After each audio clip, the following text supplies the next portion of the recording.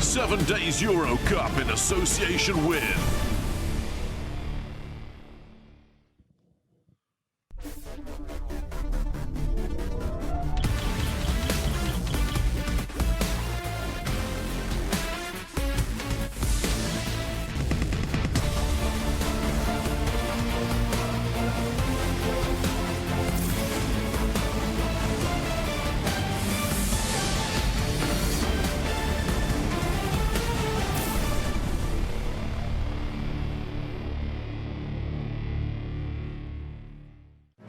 Tonight, the European basketball world focuses attention on Germany as the 7 days EuroCup arrives in Berlin for Game 2 of the 2018-2019 finals.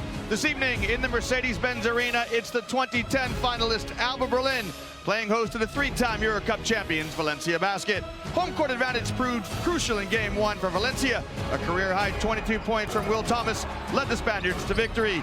Valencia are now in touching distance of EuroCup glory for the 4th time in club history.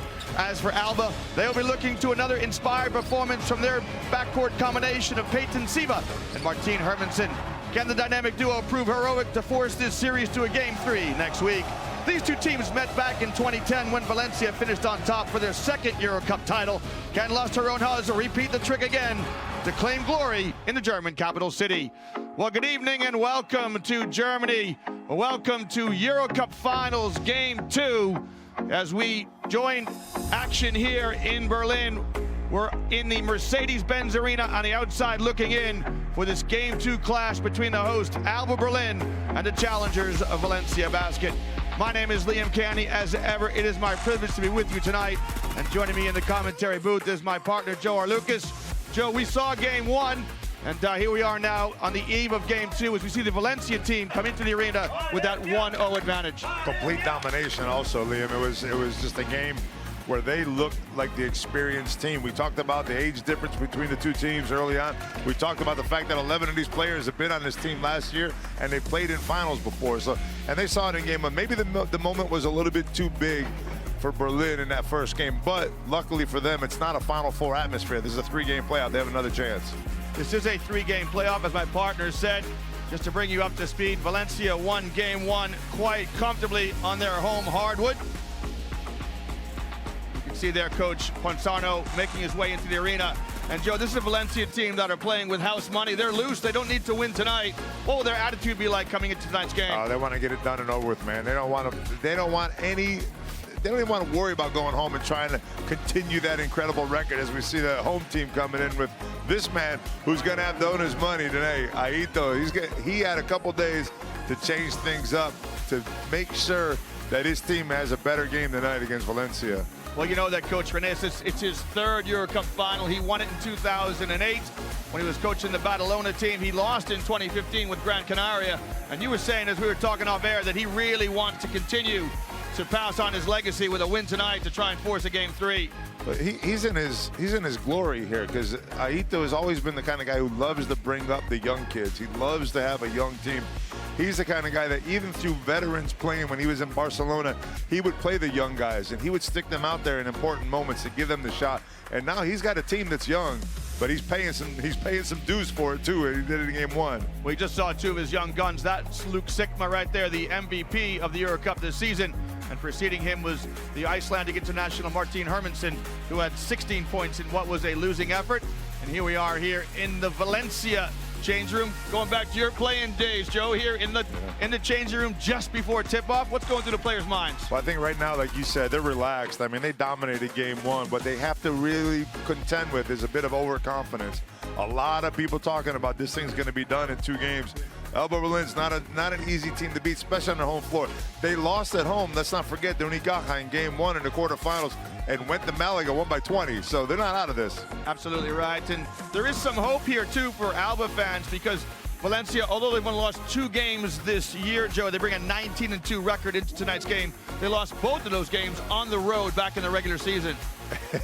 and that's why I don't think either one of these teams really want to go back to Valencia tonight, because I'm not sure if ALBA does either, but that's the only chance they have is they try to bring this thing back to Valencia. The 2 games on the road they lost are games that you expect to lose when you're looking at your schedule.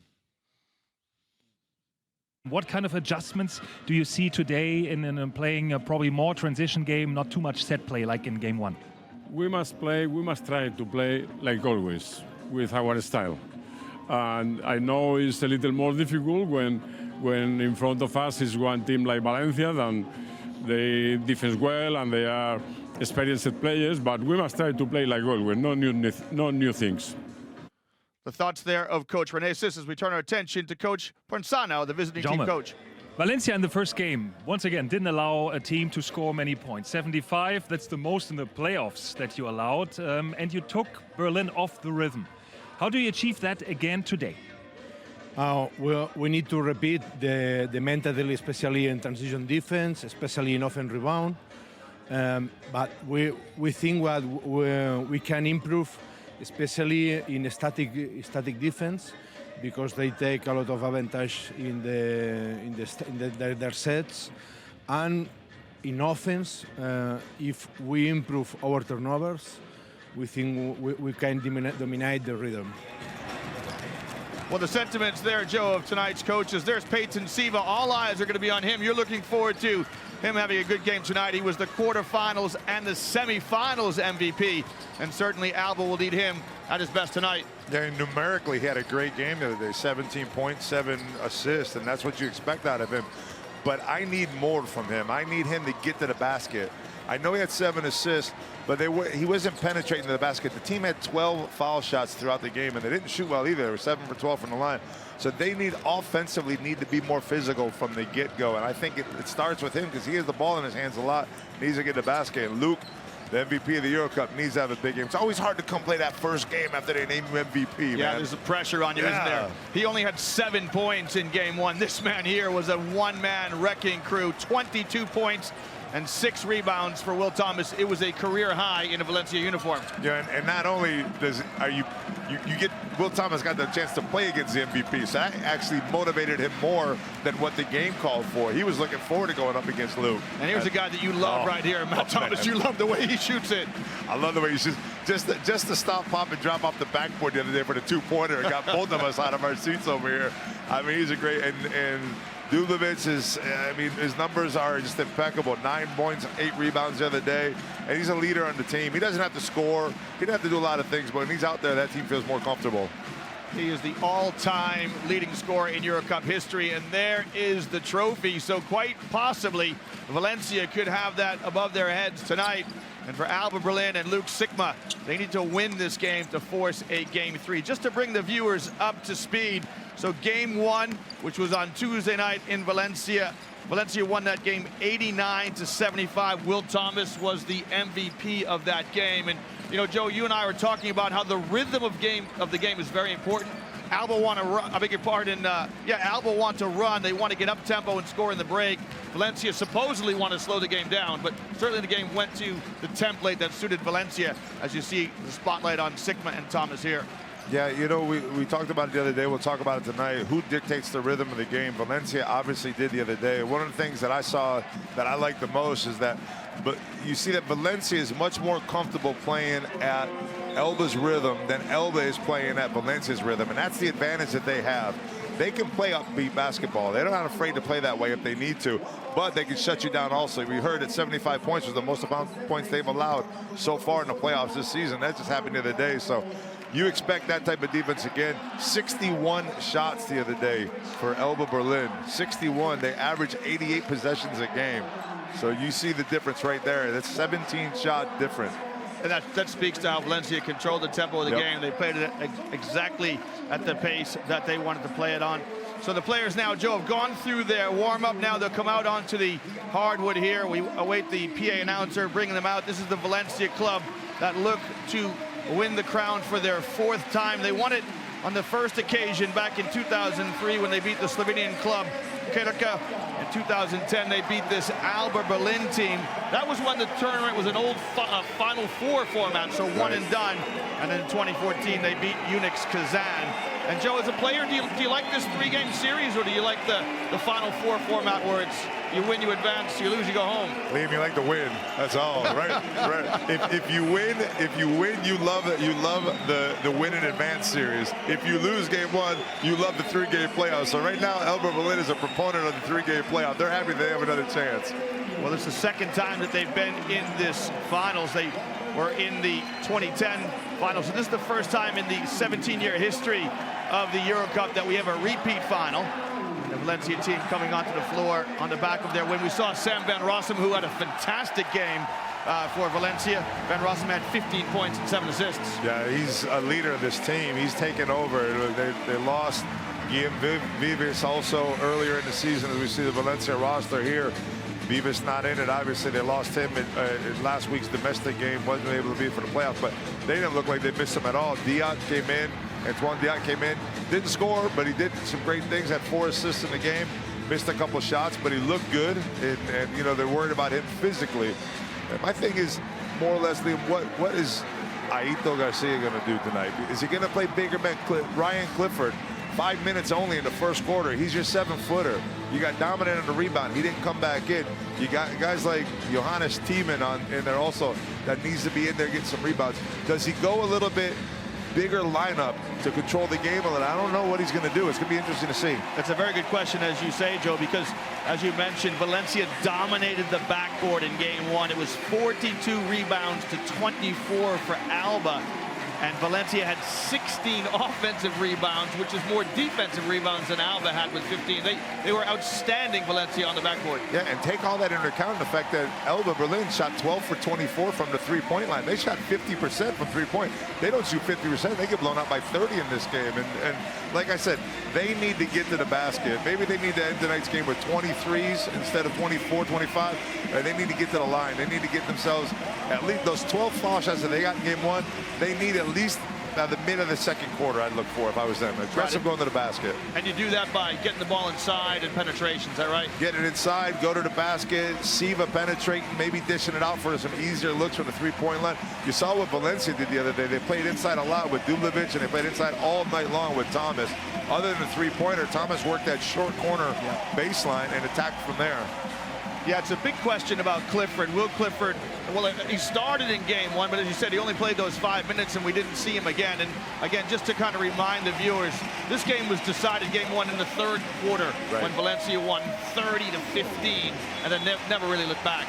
Yeah, that was the run that needed, you know. And I feel bad we're talking about Dennis Clifford in this way because he isn't a guy that put a lot of time and a lot of minutes into the year, as we see at ALBA Berlin's roster. But you know, he shoots 61% from the field. He scored 4 points in the limited time that he was in the game. I think you got to give him a chance. He's your 7-footer. If you want to go small, you can go small with that one big guy in. You just have to send help down low with Thomas because Thomas is good enough to take that big man outside and play him from the outside also. Yeah, it's a good question, Joe, you know, because teams who want to play up-tempo, you want those guys who can get up and down the floor. You want those wings who are long, as you see tonight's combined officiating crew. But, you know, in order to run, the first thing you have to do is you got to control your backboard. Well, there's nothing more evident of that than Tuesday night because they just could not get out and run. And the few times that they did get out and run, as Coach said, they needed to get back on defense. They got back on defense and they stopped those penetrations. They stopped those fast breaks also. Well, it's great to see the fans here are in fantastic temperament. You can see the blue and yellow banners here, the colors of ALBA Berlin. This arena, the Mercedes-Benz Arena, seats 14,500, opened in 2008. And ALBA certainly will need the home crowd. Joe, from a player's perspective, does that home court crowd help you? Yeah, it means a lot, especially after what happened on the road the other day. As a matter of fact, the fans saw the game also. The fans, all the fans that are here sitting in this game tonight watched game 1. There's no doubt about that. And they are here to help their team. They know that they had a tough time. They know they're outmatched. Everybody knows that ALBA Berlin right now is outmatched. There's no doubt about it in game 1. We saw it. It was evident with the experience, with the size, with just the pure aggressiveness that Valencia showed all up and down the court. But ALBA Berlin, like I said, I keep going back to the Unicaja thing. They lost at home. and they went on the road and won by 20. That's resilience right there. That's a lot harder than what they have to go through today. Well, here's the answer to your opening question. So Dennis Clifford gets the nod at starting center. Sikma, Giedraitis, and not surprisingly, the backcourt of Siva and Hermansen, who were the two leading scorers with 17 and 16 points respectively for ALBA. Well, Clifford got the start the other day too. It only was in the game for 5:24. So we'll see exactly how long Aito stays with him. There's no reason to take him out that quickly. So we'll see exactly how long he stays with him, and we'll see what he wants to do. With Sikma in the game at the 4 spot, he's going to have to guard Thomas probably, depending on the lineup that Valencia's going to put out there. We'll see here in a second. So we'll see how Valencia send their team out, and here it is. So it's Van Rossom at the point. No surprise there. Sastre gets the start.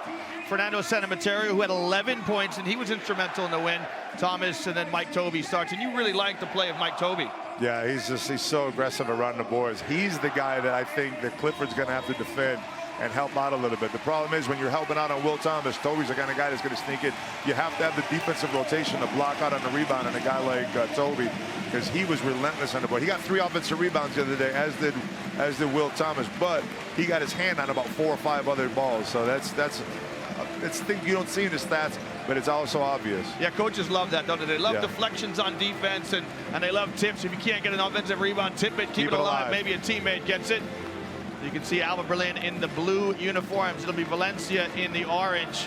And Will Thomas, can he repeat that performance he had in game 1 with 22 points and 6 rebounds? And Luke Sikma, you know, Joe, just 7 points. He doesn't average a lot, you know, although he's the MVP of the EuroCup season this year. He averages 11 points. So, you know, it wasn't a horrible game for him with just 7, but he certainly will need to up his game tonight. Yeah, and I'm not a big advocate of that PIR stat, the points index rating. I'm not a huge advocate of that, but it does have some validity. There's no doubt about it. ALBA Berlin averaged 100.36 in the PIR rating the other day. They had 67 in game 1, while Valencia had 114. So it's just, as a team, Valencia just dominated that game, and it's time to turn things around if you're ALBA Berlin right now. Well, the referee is going to step into the center circle. The ball's in the air. We are underway for game 2 in the EuroCup Finals 2018-2019. First possession to ALBA Berlin as Valencia settle into some man-to-man defense, and a great anticipation there, almost a steal by Van Rossom. Yeah, lazy pass up by Hermansen. Doesn't see Van Rossom coming over the top of that pick. Siva was trying to fade to the corner, which is a nice play, nice read by Siva, but you got to see where the defender is. So Renesis puts Siva off the point with Hermansen. And now he comes back to get it to Siva. There's that little flex cut, and Giedraitis with the easy 2. Berlin draw the first blood. Right, it's so old school, that offense, but it's so effective. It's so hard to defend. Either you switch everything or you have to play good, tough man-to-man defense. So Berlin show man-to-man as well. Both teams played man throughout in game 1. Van Rossom on the wing.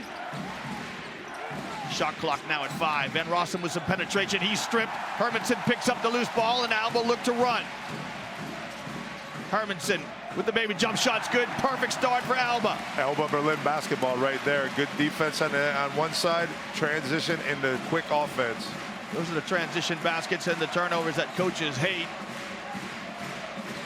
If you're Valencia, Sastre moves it on. The 3 is on the way from Van Rossom that hits the heel of the rim. Long rebound to Hermansen, and ALBA get in their lanes. Hermansen spots up. That's off the mark, and there's an offensive rebound. A great start for ALBA. Siva steps into a 3, and that's off the mark. Oh, but you gotta love it. You gotta love the intensity by ALBA right off the bat. Very positive play by both Hermansen and Siva, lining up 3s, just couldn't knock them down. And now San Emeterio wants to slow things down here for Valencia. It's already 4 shots for Berlin to 0 for Valencia at this point. Touch pass. Tobey catches it in a crowd. Goes up with it and scores. I think the foul here, Joe, is going to be on Sikma, and Tobey, very lucky, got it off just in time to beat the 3-second violation. Yeah, they had an identical play the other day. Tobey in the middle, they called travel on him. Let's see his foot there, keeping it down the whole time, jumps off 2 feet. Nice play by Tobey, and Sikma picks up his first. He had a little issue with 4 fouls in the 4th quarter the other day. Yeah, he did, and that probably explains why he sort of underperformed offensively. He got 4 fouls in the 3rd quarter, as I remember, and so he had to sit for long passages of the game. Great to see some Valencia fans here sporting the orange. They love their team. I'm telling you, that's a great place to play. Backdoor cut from Hermansen. Siva can't pick him out. He was open too. Clifford dives to the basket. Siva, a little show and go.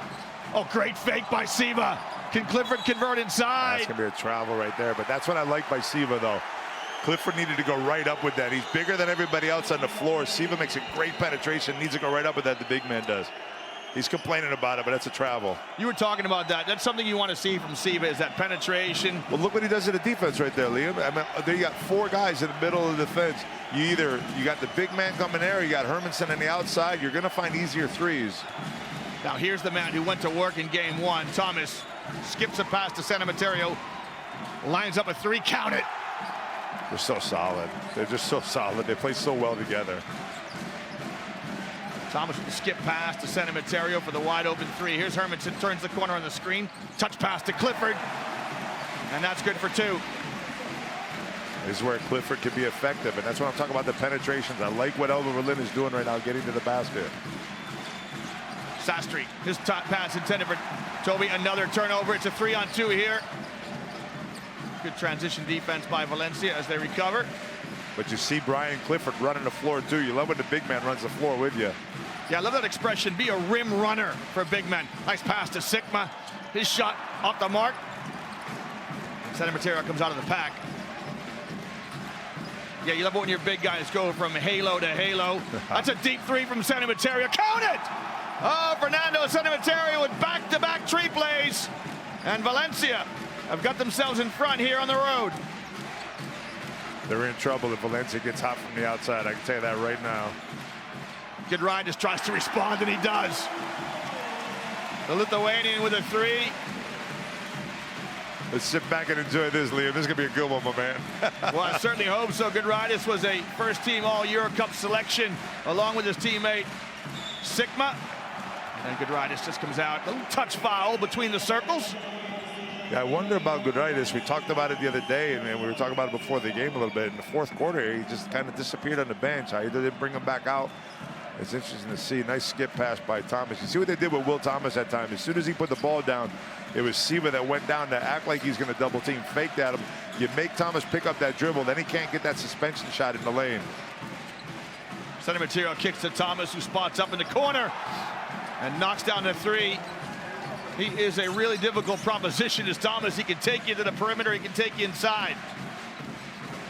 Sikma wants it down in a low block. Thomas walls up. And that's an even matchup. They're both 2 meters 3. There's no mismatch for Sikma or Thomas in a low post. Yeah, I think Sikma has to there maybe face him up a little bit. Maybe take a step outside, face Thomas up. A guy like Thomas, especially after he makes that 3, you got to make him defend. You got to make him into a defender. It can't be that easy. He scored 22 in the first game. Didn't have to do much on defense.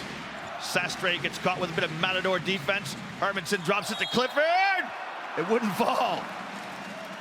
And Mike Toby commits the foul. So Hermanson now on the penetration finds Clifford.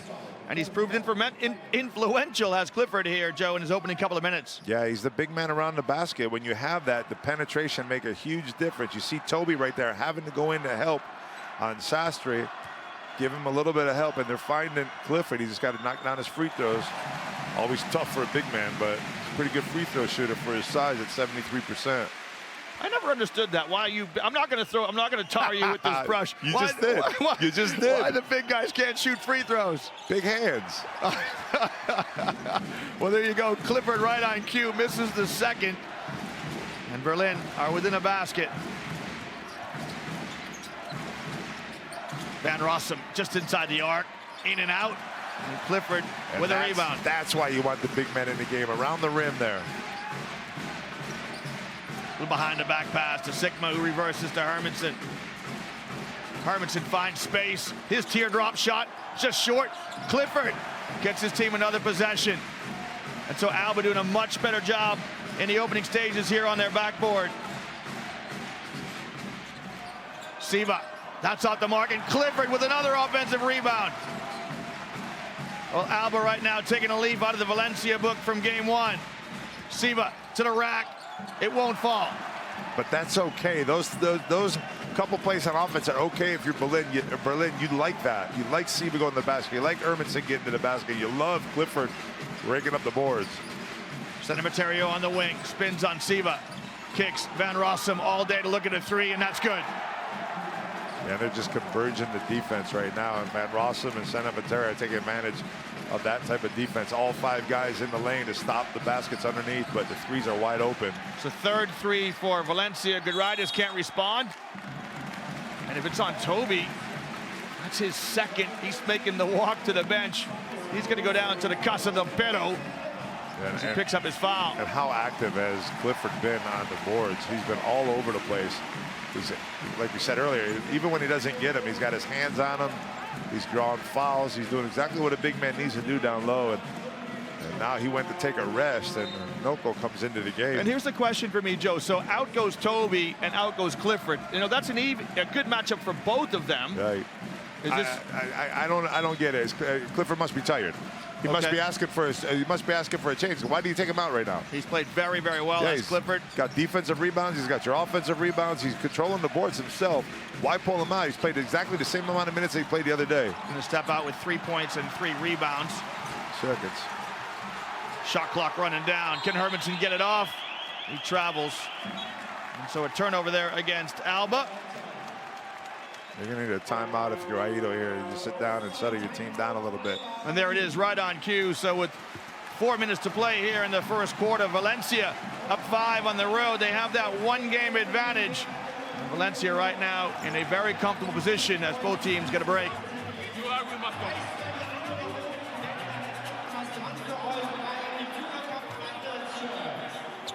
If they penetrate, you sack, and they pass anyone and shoot. Then we are in our triangle, and one of you is possible go serve or fake and come back. But not everybody here, because they are penetrating, passing, and shooting. This is one thing. Second, in offense, you are with Matt Thomas. In offense, we play with this for France. You pass to look. If they are in front, you are coming here. Hold the ball and make the long pass.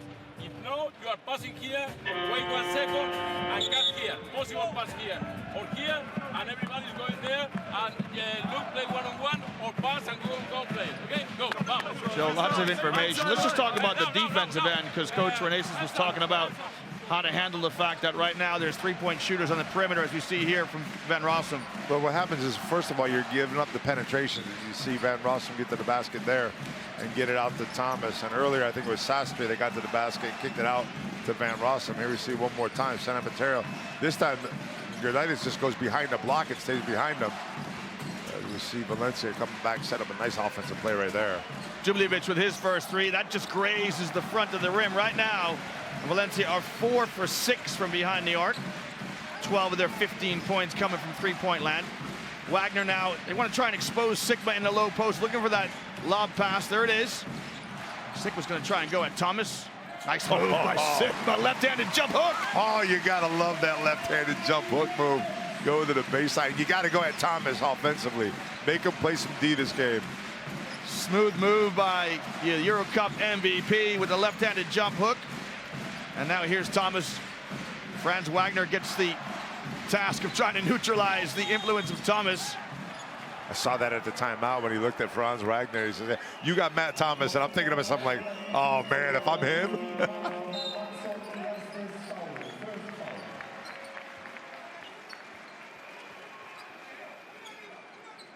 Well, that's Mo Wagner in the ball cap right there, the brother of Franz Wagner. He's in the good seats, courtside. Yeah, that 17-year-old brother playing some ball early on. Djubljevic, top of the key.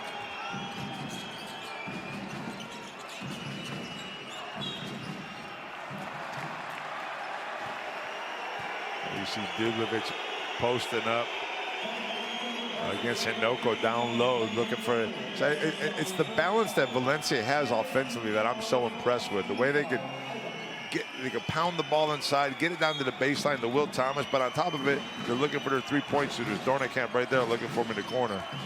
There's Thomas. We saw Moritz Wagner played for Michigan last year in the Final Four. Now playing in the United States professionally. Van Rossom kicks. And 3-second call here against Djubljevic. Is that the third 3-second call we've seen? It was 2 the other day also. Yeah, it's not something you see very often. And, you know, you're going to get me in trouble now, but you're supposed to, as you know, you're not supposed to call that as a referee until there's a clear advantage gained. Right. And oftentimes you want the referees, Joe, to kind of talk the players out of the lane, don't you? Right, Just keep the flow of the game going. But again, it's very easy to say here from the commentary booth. I'm not a big advocate of the call, but like you said, if there is an advantage, you have to call it. But how do you know when that advantage is going to come? That's a difficult spot for the referee. Hermansson's played every minute so far. Skips around Dubljevic. Finds Wagner, who lines up a 3. That's good. Franz Wagner with the 3 right in front of his brother. You got to love this kid, man. 17 years old. That's not the house you want to go to when you want to play 2-on-2 in the neighborhood. Yeah, right. They're both from Berlin. Hey, let's go play the Wagner brothers 2-on-2. Yeah, not for money. Laborie on the baseline. Loses his footing. Kicks. Dornekamp. Let's fly with a 3. That's off the heel of the rim. And Hermansson comes out with the rebound. Hermansson is going to go coast to coast. Oh, it wouldn't fall. You love Hermansson's aggressiveness, man. He just looked, and he had a great game. A great game. He had a good game in game 1. Couldn't do much to help his team, but you see him right now. You see his intensity getting to the basket. He's probably going to need a break here sooner or later, but he is playing hard basketball on both ends of the floor. Well, right there, he's got the assist to Franz Wagner, and now he's earned himself a trip to the line.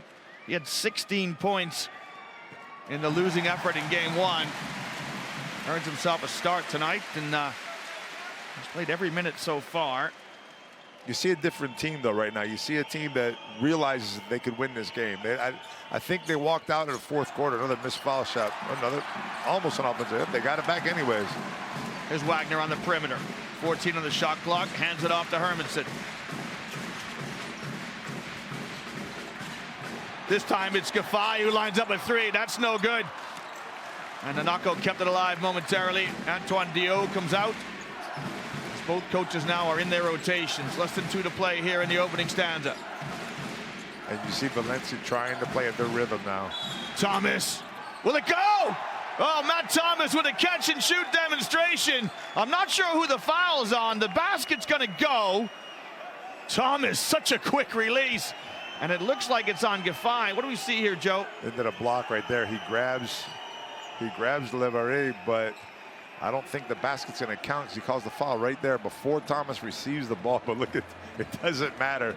Thomas has got one thing in mind. They're going to take a look at it. Looked like the foul was called. The whistle blew before Thomas received the ball. He is such a fundamentally sound shooter, isn't he, Thomas? A great demonstration there. How to come up and pick. Watch this. Watch his feet. That's right there. You see how his feet square up? That's what so many shooters don't get nowadays. And the reason is because we see no basket right there. The ball didn't get there in time. And the reason is because you see such shooters like Steph Curry and Kevin Durant that don't need to have their feet set straight. They just shoot the ball whatever way. But the thing I constantly try to teach kids is they learn the basics first. Then they went on. And Matt Thomas has got the basics down. He came off that pick, that screen, and that left foot, that inside foot, catches the ball. And the foot goes down at the same time and plants. So this other foot comes in. It's so beautiful to watch when you get a shooter like that. Yeah, it's a kind of a lost art, isn't it? Catch and release. So many guys want to get it up the bounce. They want to create their own shot, but he uses the screen to good effect there. Of course, it doesn't count, but you know, from a shooter's mentality, he's coming in next possession with a lot of confidence as Thomas, as Laborie misses the first free throw. Yeah, Laborie had a big game the other day. A guy who didn't score any points in the semifinals goes out, puts up 7 points and 6 rebounds, and he was aggressive offensively also as he knocks down the second and 2 right there. And he was big for them in game 1. His energy down low was huge for Valencia. Siva back in the game. Here's Giffey now open for the jump shot as Dornekamp lost his footing and Giffey knocks it down.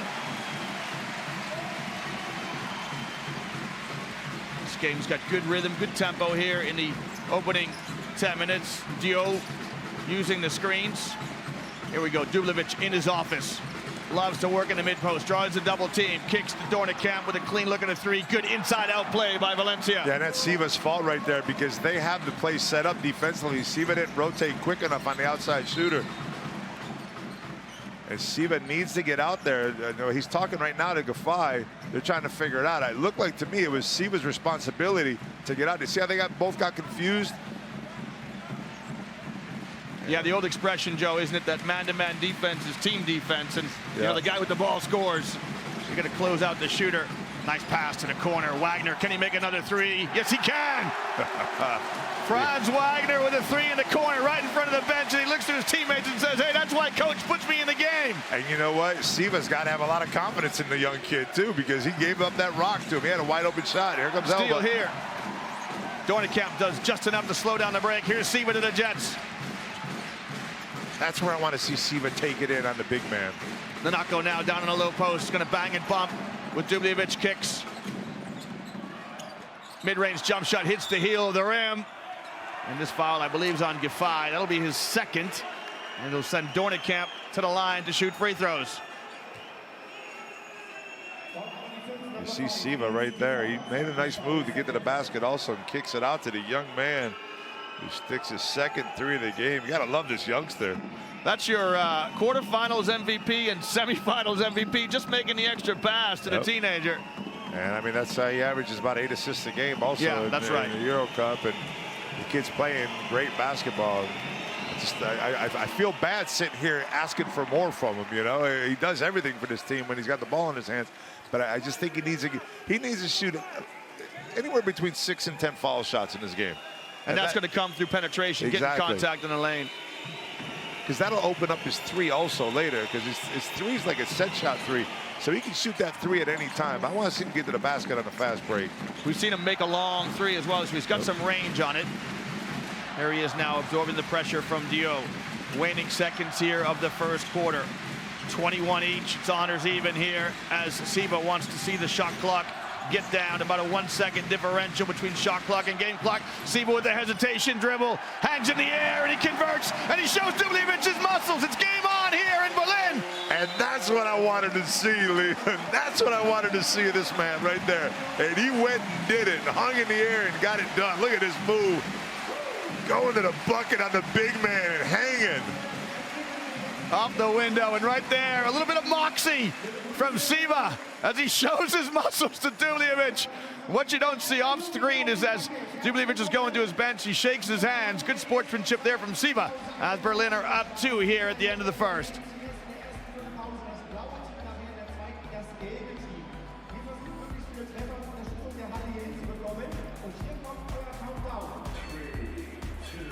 Well, here's our numbers here, Joe, and we're looking intently at the battle of the boards, and right now Berlin are holding their own. In fact, they're with a +3 differential. Yeah, you have to like that if you're Berlin. You have to be saying yourself, what we talked about in the locker room, what we talked about in practice these last couple of days has come through. We just need to keep that up for 40 minutes though. Well, highlights of this opening stanza of play, it's seesawed back and forth. At one stage, Valencia had a 5-point lead, but ALBA kept their composure in front of their home crowd and got themselves right back in it. You can see good sharing of the basketball here by a Valencia team that have knocked down quite a few threes. That's certainly something that ALBA will have to talk about with their defensive rotations. Valencia 5 for 8 from three-point land. San Emeterio with a deep one here. The interesting stat here is Valencia's only shot 2 shots from inside the three-point lines. They're 1 for 2 from the field. So they're really, maybe there's focus. Berlin's focus here was to say, you know what, they didn't shoot that well from the three-point the other day. Let's make sure we control the paint area, control the middle. Because 2 shots in the first quarter, in the first 10 minutes isn't a common thing either, because Valencia did their job of penetrating to the basket, just couldn't get any shots off. Yeah, it's a good question, Joe. So just looking back at game 1, Valencia were 9 for 26, 35% as a team. And so I suppose ALBA are challenging to make those threes, taking away stuff inside. Yeah, plus you're on the road, so it's a little bit more difficult. You're not as comfortable shooting the three. Your background's different, the noise is different, the colors are different, everything's a little bit different. So, you know, maybe Aito's game plan was, hey, let's take away the paint scores. Let's see if they can beat us in the three-point line. Right now they are, but they're not giving up any shots inside. First possession here to Valencia. How can you leave that man open? How can you leave Thomas open as he threads the three in Valencia's first possession? Boy, it looked like Valencia was in Berlin's timeout, and they knew exactly the play to run right there. Nice pass inside. Perfect execution of the high screen and roll. Nanako gets the miss, picks up the trash, it won't fall. And Thomas with the rebound.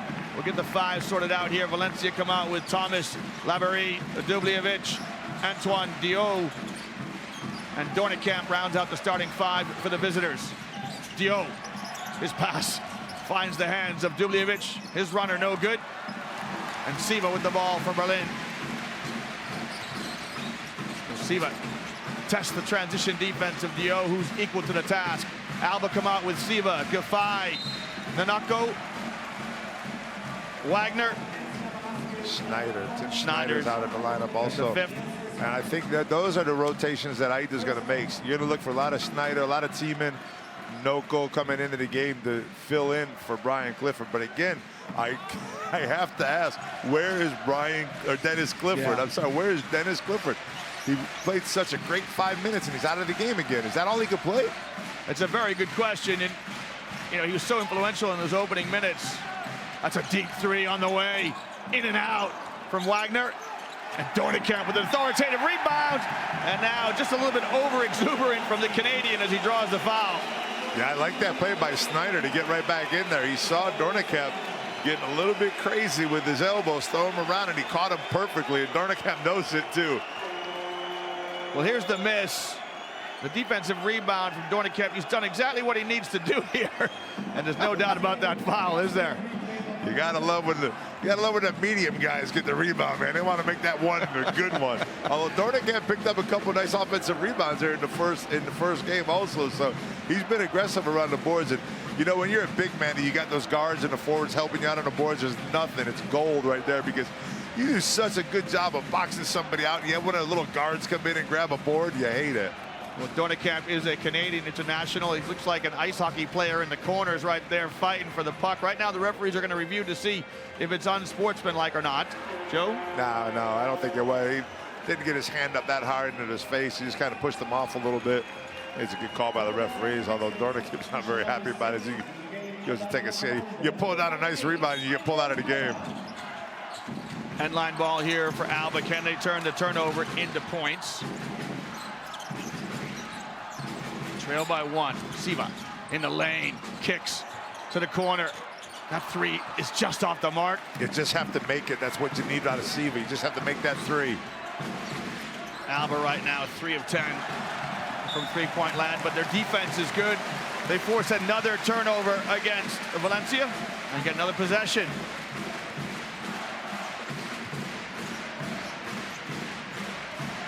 Well, fans, remember you can track all the live in-game stats on the EuroCup website. It's allthews.eurocupbasketball.com.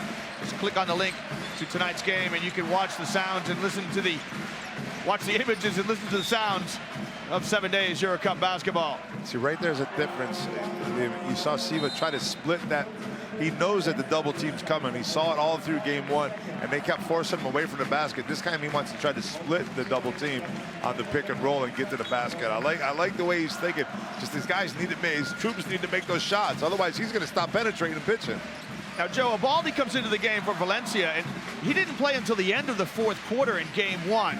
But he's had a good campaign. Good defense by Van Rossom as he takes away the penetration, the miss, and the stick back attempt by Gafai off the mark. But Berlin has missed some easy shots from underneath. That was not an easy shot by Siva by any means, but got to get those things up and in, not under the basket. Bounce pass to Laverie in the short corner.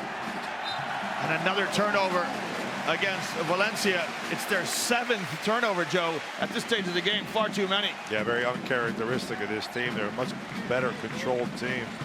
And you saw little words between Laverie and I was that Van Rossom, I think, wasn't it? Or Labaldi, I think it was. He expected Labaldi to go down to the corner. Well, Thomas has come into the substitutes spot, so I imagine this Laverie is going to check out. Sikma also waiting to come back in for ALBA. Nanako sets a ball screen now. From the free throw line, drives to the basket, it won't fall, and Laverie gathers a defensive rebound for Valencia. Both teams struggling to score in the last couple possessions. Yeah, I don't want to be negative, but Inoko's not doing much for you. He didn't do much for you in game one. He's not doing much for you here in the second quarter of game two. Where is Clifford? I keep asking for the big man. Here's Thomas on the wing. Quick release. Just off the mark. We got a full hold here against ALBA Berlin. You got to love a guy like Thomas. You know, that's really not his shot. But even when he misses it, he shakes that hand like, God, I can't believe I missed that one. Yeah, he doesn't get it off the dribble very often. As we see 4 guys coming in here for ALBA, that foul was on Franz Wagner. Yeah, they're going to need good minutes out of Tiemann also down low, because right now he's the biggest man on the floor for them. I think, did Nanoko go out, or did he stay in? Yeah, Nanoko's out. Hermanson is checking in. You see Moritz Wagner there. He's right behind the bench. Yeah, so Tiemann is your biggest guy on the floor at 2'5", so he's going to have his hands filled down low, getting rebounds. Right now he's going to defend against the all-time leading EuroCup scorer, who draws the foul. Welcome to the game, Johannes Tiemann. That's exactly it. Go right at the guy coming off the bench. You know, they say you're not supposed to shoot as soon as you come into the game, but it doesn't say nothing about defending. You got to defend. You can't take that possession off. And Dubljevic draws the foul, steps to the line. We saw an interesting stat about Dubljevic in our pregame preparations. Yeah, 1,000 shots. Exactly. You think he planned that? 1,000 shots, 500 made? Coming into tonight's game, imagine that perfect symmetry. 1,000 shots, 500 made. You'd be happy with a 50% return in your career. Oh, okay, all right.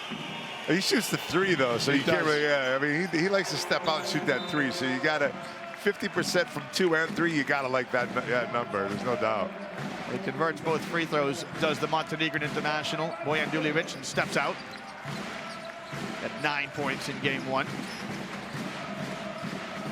Oh, perfect execution. What a great play, Joe. That was beautifully set up. And Sikma just drives Will Thomas up the lane. I love that play, and they needed that play right there. This is an important part of the game for ALBA Berlin with the lineup they have in right now. So Valencia have 4 of 5 starters back on the floor. This man here, Abaldi, and it's on Mike Toby. And I think, Joe, that is his 3rd. Yeah, that's a big foul right there. And you know, there's an incidental contact. Toby was cut into the lane. You're going to see it right here. Well, you see right there the way Sikma brought Will Thomas up the lane. Used his body, knowing what the play was before it was set up. It's a great feed here by Giedraitis. You just see the end of it here, but Giedraitis with a perfect pass. Yeah, and on the other hand, unfortunately, Toby gets a pick and roll, cuts to the basket, and runs right into the defender coming out to guard the shooter. He picks up his 3rd foul. Giffey gets a touch inside against Sastre, little up fake, and converts. That's a set play right there for Giffey. Also, they set them up. It was Giffey who made the pass also earlier to Sikma on the last play. So those are a couple set plays by Aito that he's running. They look really good right now to take advantage of them inside. Van Rossom around the high ball screen. Thomas picks and pops. Top of the key now, hands off to Van Rossom in a double team. Into the high post to Abaldi, kicks to Sastre. Good scrambling defense by ALBA, but Thomas with the offensive rebound. And the alley-oop pass from Van Rossom is off the mark. It's just frustrating here, Joe, for ALBA, because defensively they've been very good, but give up a couple of extra positions this trip down the floor. Sastre lets fly, that drops. And that's what's deflating right there, is when you give up those extra possessions after good defense, and you have the 3 not only just go in, but then crawl in. A little bit of love from the rim for Johan Sastre. Giedraitis to Sikma. Sikma on the bounce. His shot no good. What an authoritative attempt by Abaldi. And he moves it on to Sastre. Abaldi across the midcourt stripe. Remember, Valencia playing without the services of their point guard, Vivas, who's injured, not available for this series. Backdoor cut to Sastre. Stripped by Giffey. It's the 8th turnover against Valencia. Hermanson in the lane, got it. Nice play by Hermanson, continuing to be aggressive on the fast break. And that's exactly what ALBA wants. They're okay with even missing those shots because they're trying to get that rhythm going, trying to continue to get that uphill rhythm going. And they're doing it right now as we see a timeout on the floor. Well, Pantano has seen enough. He wants to bring his troops in. Those 8 turnovers certainly will be eye-popping. Make it 9 turnovers for Valencia. We're not yet at halftime. You see the basket there, the last basket from Hermanson.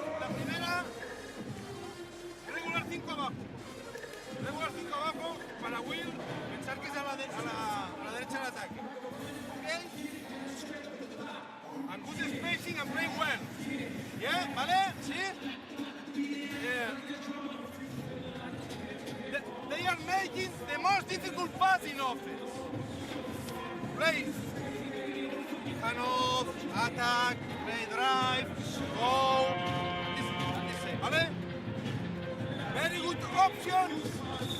4 lado.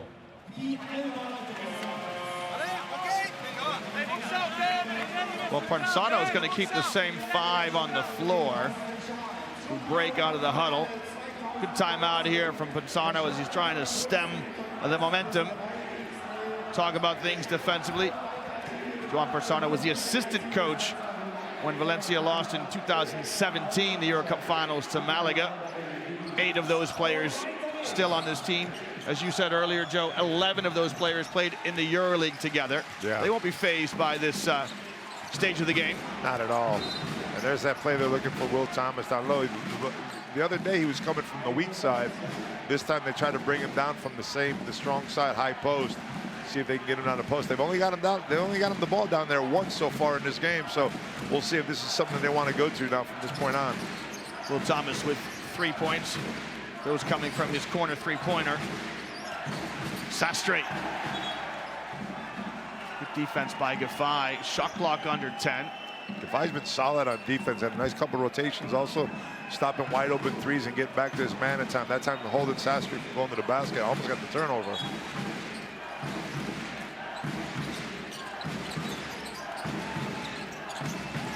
Avaldi, baseline jump shot. Good. That's a few times now that Valencia have got baskets out of end line, out of bounds plays. And at this level, defensively, that really hurts. Yeah, it hurts. And you don't want to give a team like Valencia those kind of easy baskets on an out-of-bounds set. Hermanson spots up in the mid-range jump shot. Perfect response by the Icelandic international. Yeah, this kid's solid, isn't it? I love the way he plays. If he wins it with his club, he'll be the first time an Icelandic player has ever won the EuroCup. Right now, he just wants to force a Game 3. Thomas and his teammate. Good pressure on Teeman as he forces the ball out of bounds, but defensive intensity here much better than in Game 1 for ALBA. Yeah, and that's what you need out of those guys like Teeman and Nanook coming off the basket, coming off the bench. Snyder, look at this, look at the hustle right here. Look at him go after it. Tries to get the foul on Thomas too. You gotta love that. Thomas like, I didn't push him. But what you do now is you leave Valencia with only 9 seconds. So you're gonna, by the way, switch everything defensively. Make sure you don't give up any easy cuts to the basket here off a pick and roll. And here's that high pick and roll right here, and Thomas is going to get called for a push. And that comes from the previous play where Teeman out-hustled him. Yeah, exactly, and he was frustrated with that play. You know, as a big man, you're fighting for position. You hate getting someone jumps in front of you. And that play he got in front of him. Teeman's putting some quality minutes right here, especially on the defensive end, and that's what you need to do against Will Thomas. Sometimes you get those players who come in off the bench and they say to the stars, hey, coach sends his regards. I got 5 fouls to give. But when I tell you the end of my Magic Johnson story, that's exactly what it was. Foul here from Valencia, their 4th. So one more sends a shooter to the free throw line. See right there, a little rub by Van Rossom before the act of shooting for Hermanson.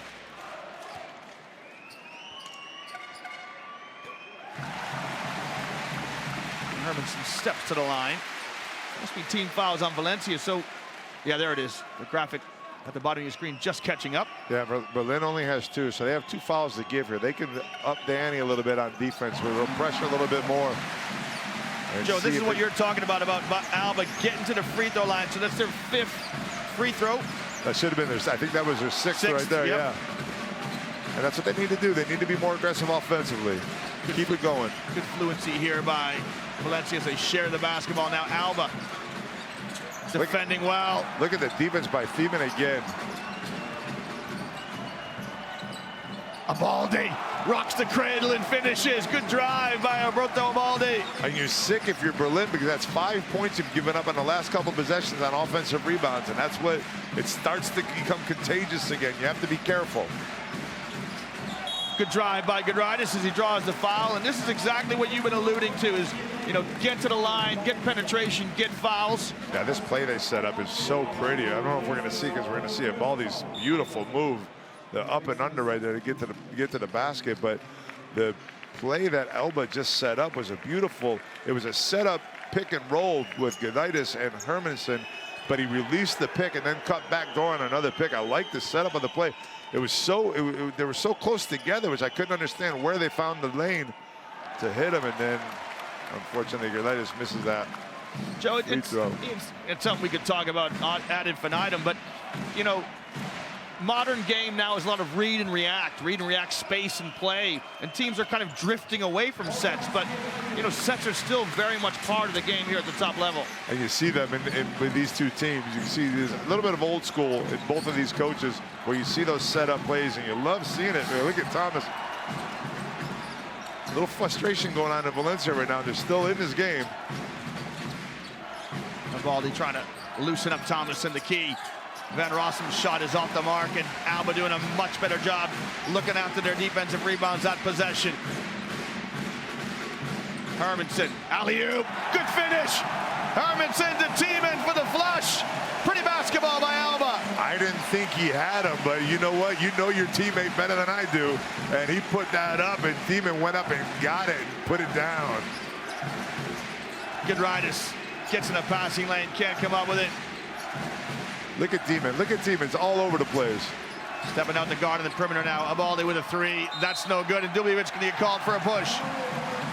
Well, I'll tell you what, player of the half right now is Johannes Tiemann. He is playing some great basketball. You see the alley-oop going up over Dubjevic here. Great pass by Hermanson, finding his teammate, cutting the basket, knowing he's your hot man on both sides of the floor. I'll tell you what, that elevator wasn't going to go any higher than that. That was about as high as it goes. He had just enough to get above the rim. I got one of those elevators that stop at the top floor too, but it's not a big building, Liam. It's not a big building anymore.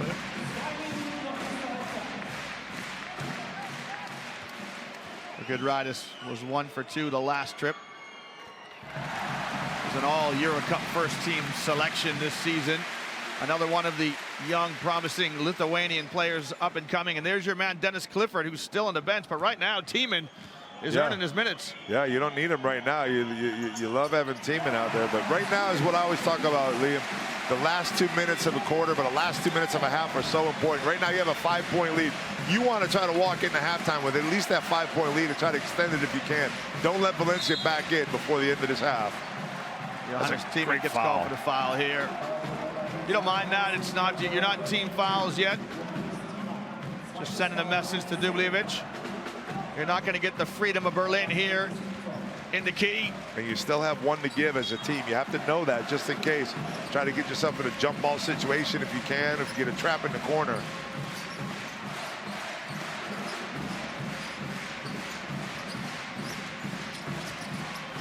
Look at Tiemann. It's all over the place. Double teamed on the ball, then he slides down and guards Dubjevic. We've got a traveling violation. And the defense, the intensity of ALBA Berlin causing another turnover. It is the 11th turnover against Valencia. Yeah, and they just put pressure on him all over the place. Tiemann has been instrumental coming into this game, getting out on the pick and rolls, double teaming, and he's also taking the responsibility in the changes and the switches of defending the shooters on the outside. You see Matt Thomas is going to want to come in and try to loosen up this defense a little bit if he can.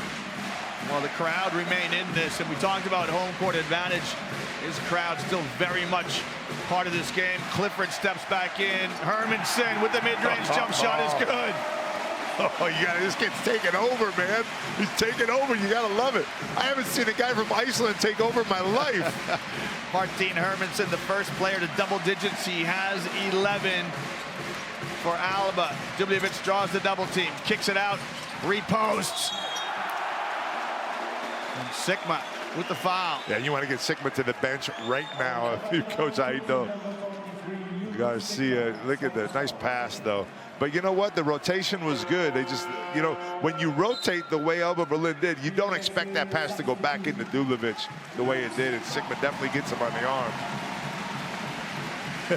Sikma is like, no. All right. And there you go. Good switch right there. You do not want Sikma picking up that third before the end of this half with a 7-point lead. He steps out with those 2 personals. Just a minute to play here in the first half. Dubjevic,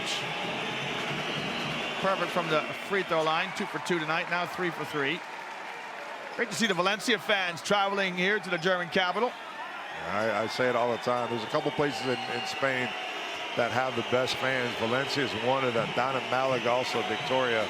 They're just cities that love the game of basketball and they respect it so much. And Valencia gives it right back to them too, because they're very active in the community also. Siva draws the foul here on Van Rossom. There you go, Siva. There you go. Get that body contact. Be that Nando De Colo type, you know? I mean, make them defend you a little bit. That's what he didn't do in game one. Use your body, use your shoulder, get to the basket, especially when the team has 5 fouls. The way Valencia is, you're in the bonus. You got to get there. Well, these two teams met back in the EuroCup finals in 2010. Of course, Nando De Colo played for Valencia in that game. He had just 7 points in that final. I think this was about the final score, too, wasn't it? Close. Yeah, it was 67 to 44. 44, yeah. Which was the lowest total in EuroCup history and remains so. Siva dispatches both free throws. Easy points, baby. Easy points.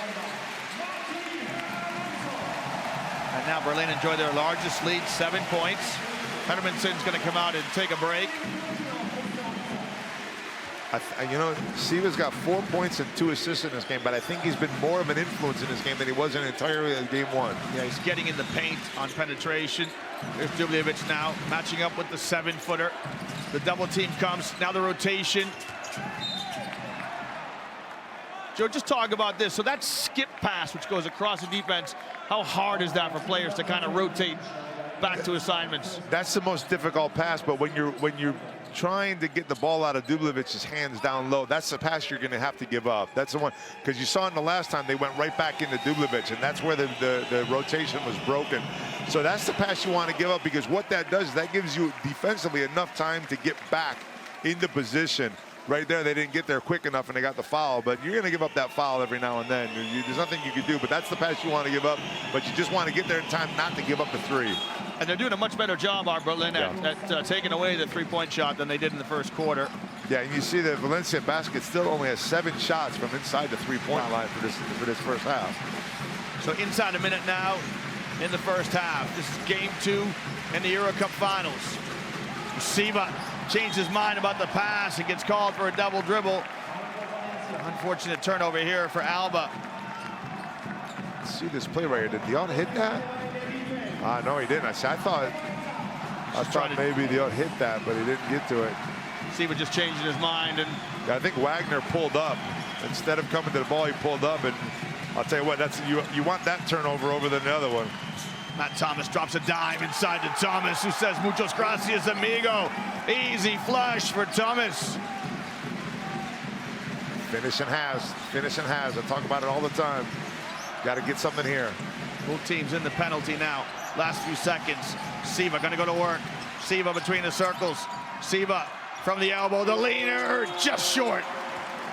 Well, Peyton Siva couldn't get the last basket for ALBA Berlin. We've had an entertaining first 20 minutes of basketball. Valencia came out, established a 5-point lead in the opening 10 minutes, but ALBA Berlin came back, and they will be the happier of the two teams going into the halftime changing room, as they have a lead here at halftime. ALBA Berlin up 3 at home against Valencia in game 2 of the EuroCup finals.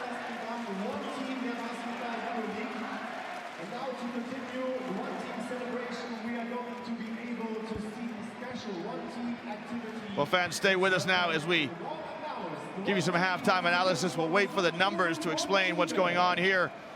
But, Joe, I think ALBA will be delighted with how they played in these opening 20 minutes as we see some of the play here. This is from Fernando San Emeterio, who had that bright opening 10 minutes, knocking down a couple of threes. He started out big with 8 points, those 2 3-pointers right off the bat. See as much time as you expect out of him. There he is. We'll talk to him right now. Fernando San Emeterio. First half, ALBA had you struggling in offense. You took mainly 3-pointers to get in the game, but you're still in it. What do you have to change in the second half? I think we have to control better their offensive rebound. This is what they gave them second chances, and for me this is the difference. We are 42-39. Both teams we are scoring, but if we improve this their offensive rebound, we will be better. Thank you very much. 6 offensive rebounds for ALBA, 12 rebounds altogether. Look at the play here of Hermansson, the leading scorer for ALBA, scoring inside and out. The Icelandic player with 11 points. to lead ALBA. We'll hope to get his thoughts before he goes into halftime. Martin Hermansson, strong defensive effort in the first half. What else is going well for ALBA? Only 3 points though. No, I think the best thing we're doing right now is we're rebounding the ball. We're doing a great job offensively, getting rebounds and defensively, and we need that if we want our offense to get going. Thank you very much. Well, Joe, right now Valencia with a slight rebounding edge, 15 or 16 to 14, but you know, compared to 42 to 24 at the end of game one, ALBA will be happy about that.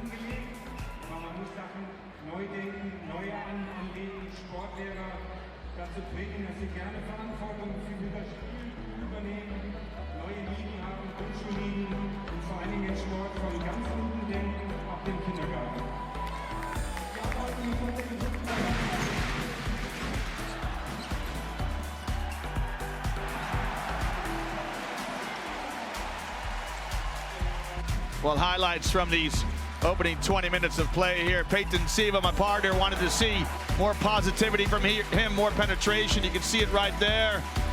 Valencia were feeding off three-point shots in the opening 10 minutes, and ALBA Berlin had to adjust their defense accordingly.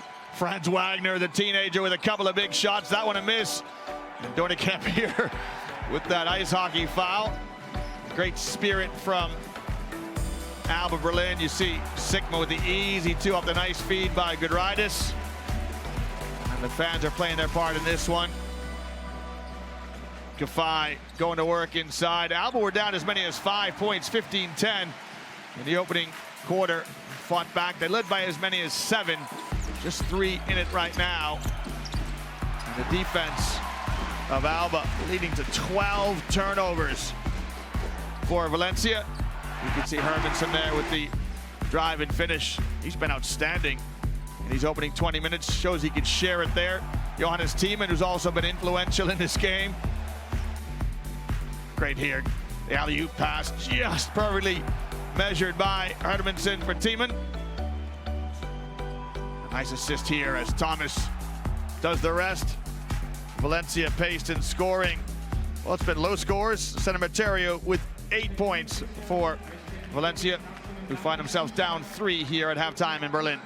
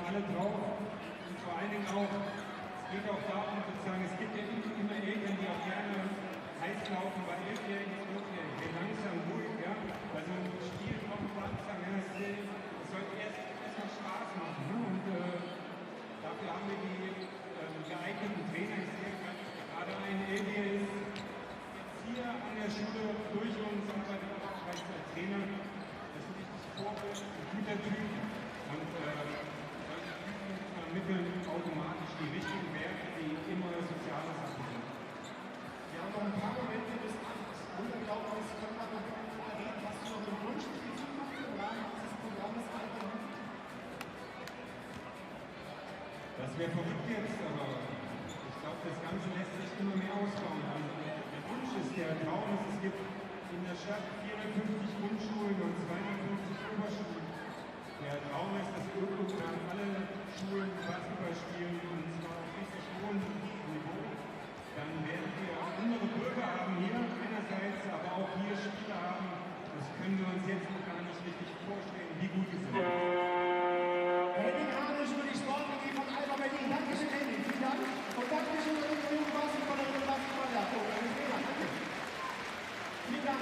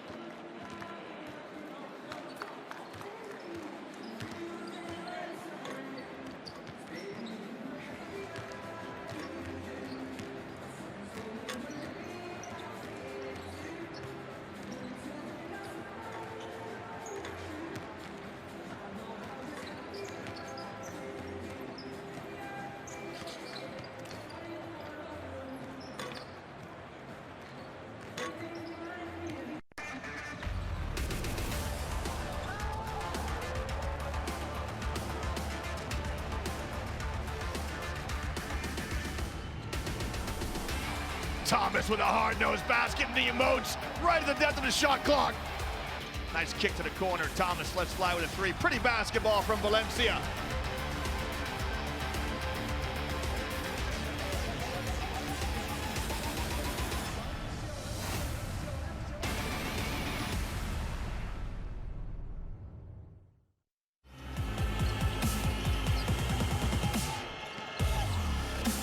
Nice reverse layup. Woo. Good finish on the assist from Sikma. I did not believe that that guy just made it. What is that? Wagner. That was Wagner, the 17-year-old, on top of it getting in the game. Nice bounce pass to Siva. Even better pass from Sikma to Teeman. And Joe, the perfect start for ALBA, a steal and a basket. That's exactly the way they want to play, but that was pretty. There's a couple beautiful passes right there.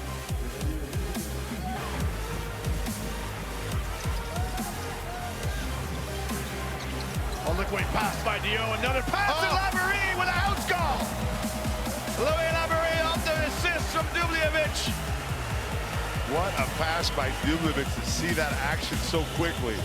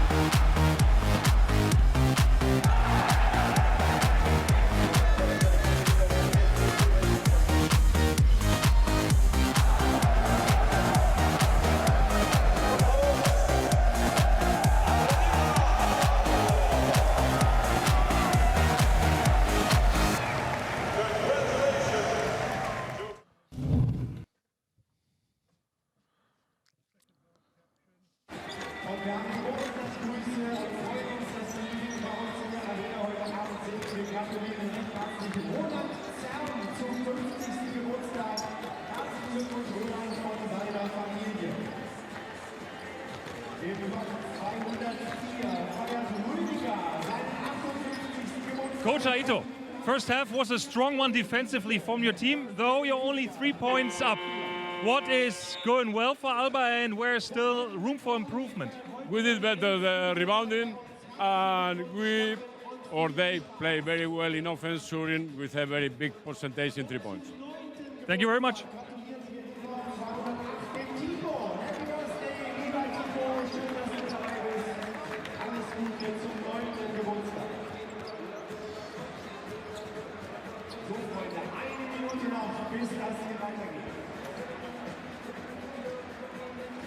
Jaume, first half, it was quite astonishing that you had to take 14 3-pointers and only 8 2-pointers. How do you change that, or was that the plan? I don't think so. Well, the most important now for us is change the rhythm competition, because they are winning. They are winning, especially for their offense rebound. They take more rebounds, and especially for our turnovers. We need to play with more rigor, with more efficiently, especially with our strictness of our concepts.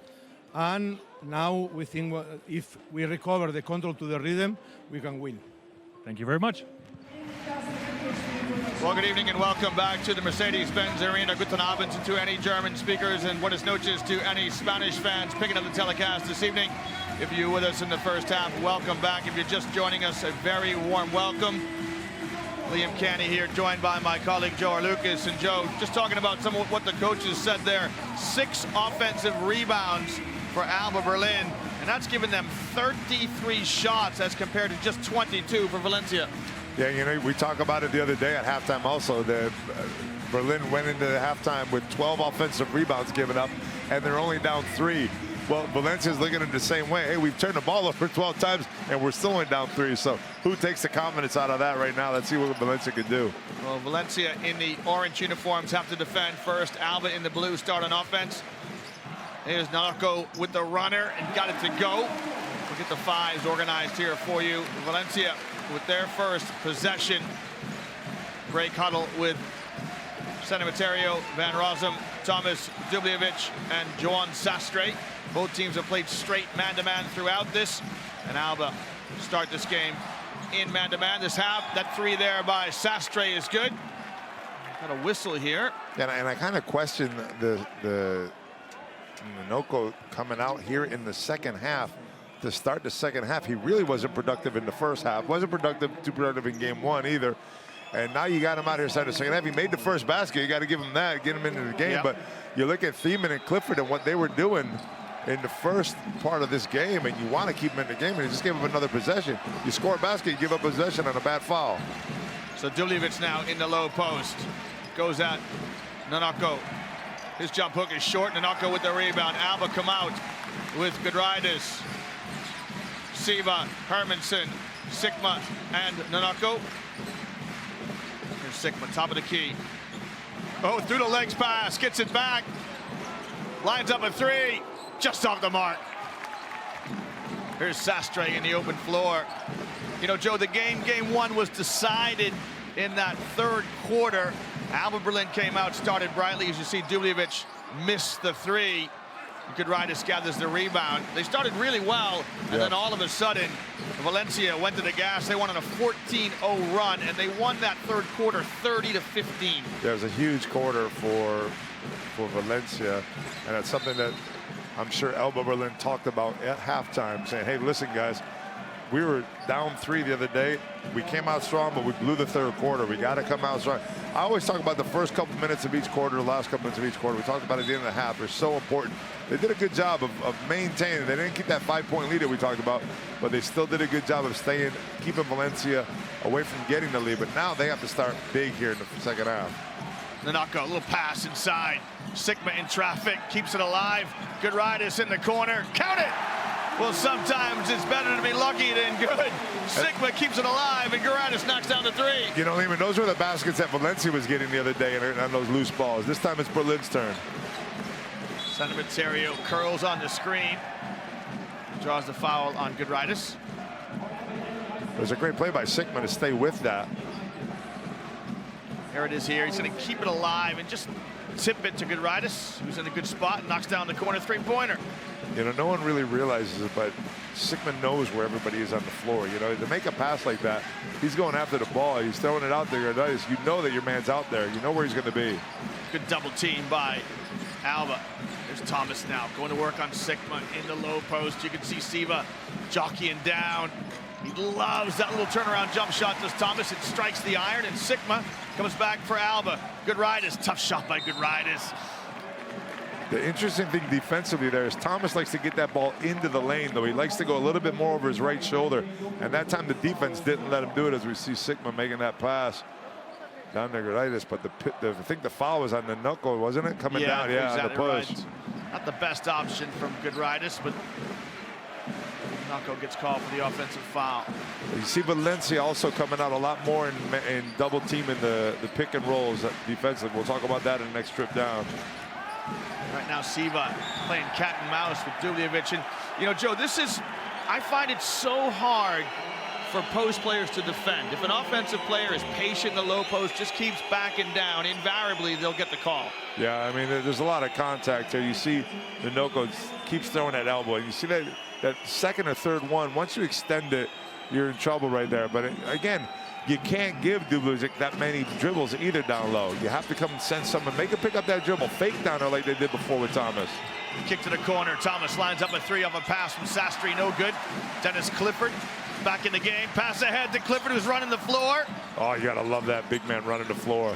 Now he's down in the low post against Dubljevic. Clifford. Oh, drops a little dime inside to Sikma, who misses the chippy one inside. Sikma has got to be sick with himself right there. Never realized how open he was. Look at that. Easy laying. I think he didn't know where to go, right hand or left hand. Textbook, you got to go with the left hand right there. Siva in the lane. Kicks it out. Hermanson lines up a three, rims out, and Siva with the offensive rebound. Giedraitis, can he make another three? That one is short. Siva hustles to it, can't keep it alive.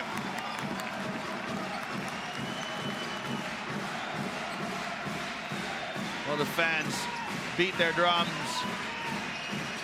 clap their hands, and lift their voices. They're trying to force a game three here. San Emeterio gets deep. And this is going to be an unsportsmanlike foul here on Dennis Clifford. No doubt about that right there.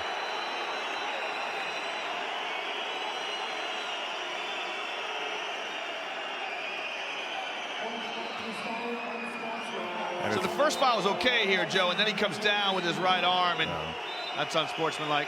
And you see the tension that Van Rossom has out here with Hermanson, who is out on the outside covering Van Rossom, would not come off of his man to help, would not come off of Van Rossom to help out on the penetration, and that's what caused the easy penetration by San Emeterio. Well, Dennis Clifford gets called for the unsportsmanlike foul. He's got to keep his composure right now. You can see Sikma trying to calm him down. You love that passion and fight, Joe, don't you? But just going to keep from boiling over. Yeah, but I mean, you have to be careful because you don't want to lose your head. You can lose your head for this play if you want. And you got to shake that off because he's having a good game up until now. And you know that Coach Renesses is dependent on him. But he put Noko in, but he brought him in right away. As soon as Noko picked up 2 fouls in a row, he got Clifford right back into the game. But it's back to a 3-point game again. Just a one-possession game here. Van Rossom between the circles. Rides the screen of Dubljevic. San Emeterio lets fly with a 3. That's no good. And Dubljevic with the offensive rebound and fouled by Gifai. Well, for Dennis Clifford, it's just his first personal. And look at Dubljevic, Joe, just in that inside position. Got himself in a great spot to get the offensive rebound. And Clifford didn't do a bad job of pushing him underneath the basket, but he just didn't get him underneath enough, and Dubljevic got his hand on it. Well, ALBA Berlin are in the bonus here, in the penalty early. I'm showing my age, the bonus. The bonus. They're in the penalty early. Is he shooting a one-on-one here? Let's not go there. Most people don't even know what we're talking about. The old days. Still love that. I think it needs to come back. Yeah, I like the old one-on-one as well, yeah. Still in college basketball. Yeah, that's right, yeah. Still in the collegiate game. So many of these players, of course, played in college. We know Niels Gifai, a 2-time collegiate champion with UConn, and Peyton Siva with Louisville. That pass intended for Gifai, just a little bit too long. They've tried to run that play before, have ALBA, where they get Gifai isolated in the low post against a smaller guard. It's not a bad play if you're not obsessed with it and you don't get yourself out of rhythm. Right now, there's not too much continuity offensively, ALBA Berlin, in the last couple of possessions. Clifford, that's shot not what you want. Mark.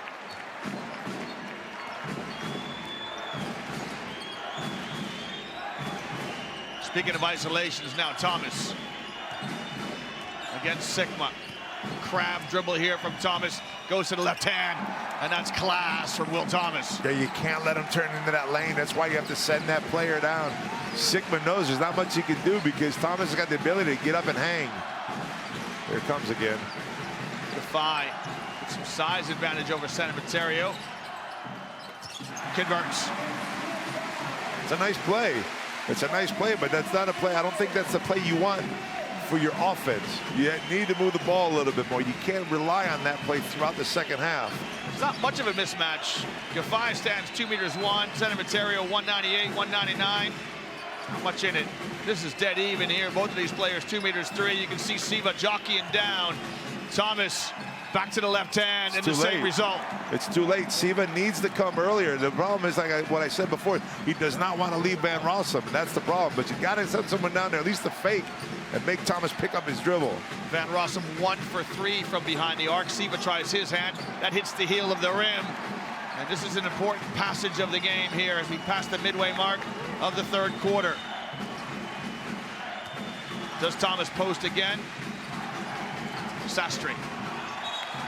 And gets called for a charge, and Siva puts his body in the line. Joe, you love this. Guy's taking the charge for the team. Yeah, it's a great play by Siva. He saw Sastry coming. As soon as Sastry leaves his feet, if you're planted well outside that semicircle, you get the offensive foul. Nice play. Look at little Will Thomas package here.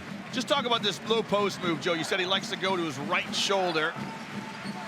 Yeah, you see it right here, just going up and over. He likes to get the body. Once you feel that contact by Sikma, you can make that move into the middle. Gifai, let's fly with a 3. It's short. Sikma picks up the loose ball. Mike Toby back in the game for Valencia. Siva kicks to Giedraitis, camping out, knocks home the 3. Rokas Giedraitis puts some tape on that spot. That's his favorite spot on the floor. You guys, shooters love those corners, man, but I just don't like ALBA's offense right now. There's no continuity in it. They're just trying to look in a little bit too quickly, shoot too quickly. They need to get more movement like they had in the first half. And Rossom spins and lost it. And a tactical foul here by Sastry to slow down the break. Siva jokingly trying to get an unsportsmanlike foul against Sastry. He said he was shooting a three. Look at him. He says he's shooting. Look, he's going for the three. He's going, look at it. Steph Curry style. Look at that. Planting those feet, got the hands up in the air. It's amazing how little time a shooter needs to get it off. You see him not bring that ball down. I talk about that with shooters all the time. Don't bring the ball down. Your release point is the same no matter where you shoot it from, no matter where you start from. You start from your chest, you start from your waist, you start from your shoulders. Your release point's always the same. Keep it up. Get it in that shooting pocket and let fly. Some substitutes coming into the game, and Clifford, your man, Joe, getting more minutes. Over 10 minutes now. He just played those 5 minutes in game 1. Yeah, 5:24 in game 1, and right now he's doubling his time, and his production is good. Three points, 3 rebounds, and I mean he's just a big body in there that they need, because you can still run with that one big body. We've seen it in the NBA with Shaq for years. You Come on, man, you're going old school. Come on, Shaq's not that old, is he? Inside to Clifford, and it's a foul on Toby. For Mike Toby, walling up there defensively. He's just come into the game. I think Dennis Clifford ought to send me some sort of royalty to compare him to Shaq, though. Mike Toby picks up his 4th foul. Gafai, nice drive down the lane. Oh. And it's out for Mike Toby. It's going to be adios for Mike Toby. Strong drive by Niels Gafai, who goes strong to the cylinder and off the window and good. Liam, he was going to dunk that. I think he was. He had all intentions to go up and dunk that. Well, it's going to be a cameo appearance here from Mike Toby in the second half. He picked up his 4th and 5th. You can see Dennis Clifford emoting with Gafai. And ALBA right now in a rich run of form. You expect this stuff out of Gafai. As a guy who's averaged 11 points a game throughout the season. He's been an important part of this season high. He got up to 20 a couple different times in round 1 and round 3 earlier in the regular season, but you know he could score, and you know he could put the ball on the floor and get to the basket. I didn't know that he had the potential to go up and try to dunk on somebody like that, though. He was trying to throw down in traffic, wasn't he? He wanted to get us on the #1 play of the week, didn't he? Hey, we were talking about this in game 1. So this is a team, Joe, ALBA, who averaged 88 points, and they have 5 players who average double digits. Yeah. And they also, you see the difference between game 1 and game 2. They're much more balanced now that they are than in game 1. But Valencia was a team that actually went out and did it in the first game. You had Will Thomas with 22, Matt Thomas 16, Van Rossom at 15, San Emeterio had 11. You had Dulovic with 9 points, 8 rebounds. Everybody contributed for Valencia. And right now it's Berlin coming back and playing their type of ball game. We talked about that, the PIR, that point index rating, that I'm not a huge fan of. And they're up on that 55-50 right now. It's not a big deal, but it's so much better than they're so much more effective doing so much more on the floor than they've been doing. There's Toby finally figuring out he's got 5 fouls. We've got an issue here with the clock. It seems like the clock may not have started on the last inbounds play here. Just have the referees sort this out. So Gafai's going to toe the line after his basket, and Toby steps out with those 5 personals. Well, I think Toby's asking if the foul actually counts if the clock didn't start. That's a good question. Yeah, it's a very good question. You'd say anything to stay in the game, wouldn't you? And, you know, that's the typical thing that you see your player has 4 fouls. If you don't get him out of there in time, you got to get him out as soon as you can. And that could be something that could pay dividends for ALBA later on. And let's see the clock up top. It seemed like it was stuck at 3:28. Well, Gafai wants to get the ball and shoot it. ALBA Berlin looking to become the first German team ever to win a EuroCup title. They won the old Korach Cup back in 1995, their only European honors. And Valencia trying to lift the trophy for the 4th occasion. They have won this competition, Valencia, more times than anybody else. They've won it 3 times. The other multiple winners are BC Himki from Moscow. They won it twice. And Ritas Vilnius have also won it twice. So Gafai now is going to step to the line to tack on his and one. Those are the whiskers of Bojan Duljevic. And still we've got a technical issue here, so apologies for this. The referee's trying to get things sorted. And, you know, Joe, this is ALBA who were in some momentum, and all of a sudden now the game's kind of calmed down. Yeah, we had that issue the other night also, as Valencia was in the rhythm at that point, but they didn't stop afterwards. So we'll see if ALBA Berlin can take over where they picked off here, where they've left off here with a 4-point lead. They almost let it slip away there for a minute in the beginning of this third quarter, so they have to be confident. They took the punch. They took that early punch from Valencia, and they're fighting back. So game one, the game was tied at 49 each in the third quarter, and then Valencia went on a 14-0 run to basically win the game in the third quarter. So that certainly would be a point of emphasis for ALBA. And right now, they're in a good spot here in the third quarter as Gafai tries to tack on the N1. And there it is. So the delay didn't unsettle Gafai. Great to see the fans here of all ages enjoying the game on a Friday night. And a German beer at the is killing me over here. I got my bottle of water. Matt Thomas in for Valencia. Franz Wagner in for ALBA. Kick to the corner. Thomas loves to camp out there, and that's why. Beautiful stroke, that left-handed shot. If you're Sikma, you just don't know what to do because they did a great job of preventing him from getting the ball down low, but then the penetration draws Sikma in and leaves him open in the corner for the three. Thomas now with 12. Good pass inside. And Wagner missed the layup inside. Evident of that miss he had the other day in game one. Also the layup, yep. Pass from Sikma also. And this is right about the time where Valencia ran away. Antoine Dio in the game. Little bounce pass. Thomas along the baseline. Oh, look at the spacing. Look at the movement. Moving on one more. San Emeterio. Dio was begging for the pass, but San Emeterio didn't move it one more. Speaking of moving it one more, the big fella running the lanes for the easy lay-in. Rim to rim, baby. Just run it. Run down the middle. We'll get to the ball if you can run it. Great job by Clifford. Clifford lays it up and in. 2 meters 13, getting those big shoes up and down the floor. ALBA up 4 here at home. Now Clifford coming out of the perimeter to guard. He's doing everything. And he's going to be going to the bench right now, and I think it's a great switch for Berlin. I think Tiemann will be coming into the game, and he's going to pick up the defensive intensity a little bit. Good minutes there by Dennis Clifford in the second half. He didn't see any time in the second half. And look at him running the floor right there. Joe, it's great fast break basketball, isn't it? It's sideline pass, and then right down the middle to the big guy running the floor. Yeah, because, you know, when you run that sideline fast break, you open up the defense. You know, every defense is taught to run back to the middle of the lane underneath the basket, then go out. But when you're running guys that can shoot the three, you got to get out on them, and that leaves the space for the big men to run the floor. So San Emeterio dispatches both free throws. He's in double digits now as he steps out to get a break. He has 12. Thomas also with 12 for Valencia. Hermansen 11, and Giedraitis, the leading scorer in the gym right now with 14.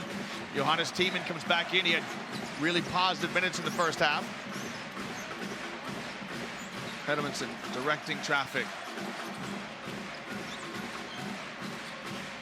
Siva. He's got to run Thomas off screens. Good defense by Dio. The deflection, shot clock running down. Hermansen. Oh, Hermansen draws the foul here. Is it 2 or 3 shots? You can see what Antoine Dio thinks. I think that's going to be 2 shots, but it's a lot of basketball, isn't it? But again, we've got the benefit of slow motion, and referees have to make those split-second decisions. Let's see what they're going to give him here yet. Definite foul shots here. Is it going to be 2 or 3 for Hermansen, who is already 3 for 4 from the line tonight? 7.6 assists for the young man, playing a good game. I just love this intensity from the minute the game started, getting to the hoop and didn't see much of that from Siva here in the second half, but I have a feeling we're going to see a lot more of it in this fourth quarter because they need to be more. You know, so many people don't understand what it means to be aggressive offensively, to initiate the contact. They did give them all 3 shots of that. So, Joe, this is the point that you brought up in our opening comments about Berlin getting to the line. They shot just 12 free throws in game 1, and here we are now at this stage of the game, and this is 15 and 16 here for Hermansen. Yeah, it makes a huge difference in the game. It definitely makes a huge difference when you get to the lane, you get fouls, I mean, they even got Toby out of the game that quickly. So that's a big difference in compared to the other day. They didn't play that physical type of game offensively. 5 points the lead for ALBA. They have led by as many as 7.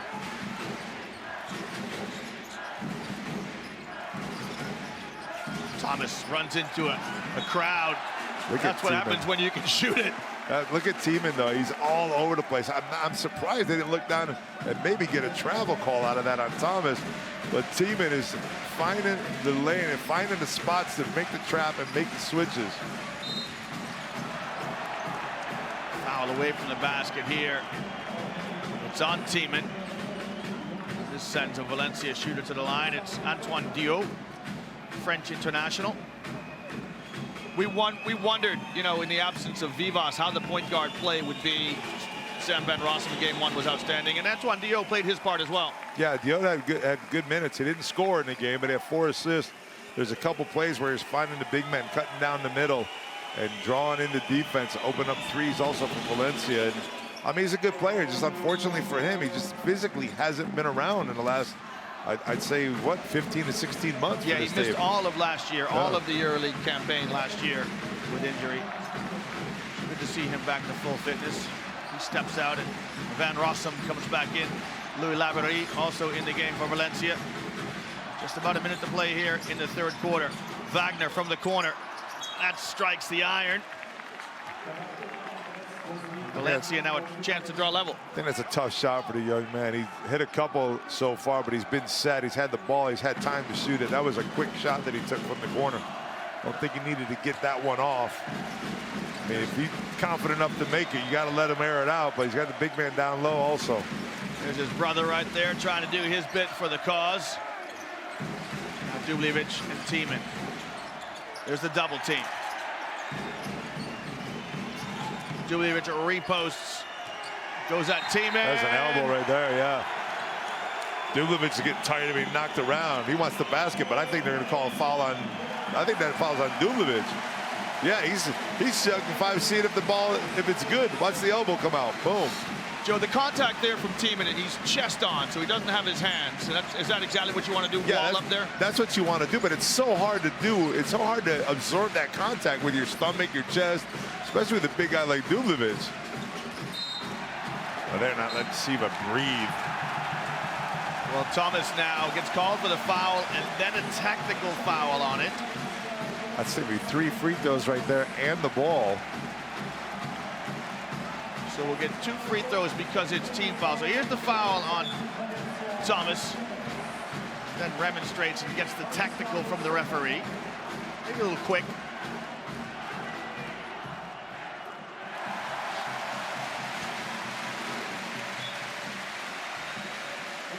So Peyton Siva, only 4 points so far this evening.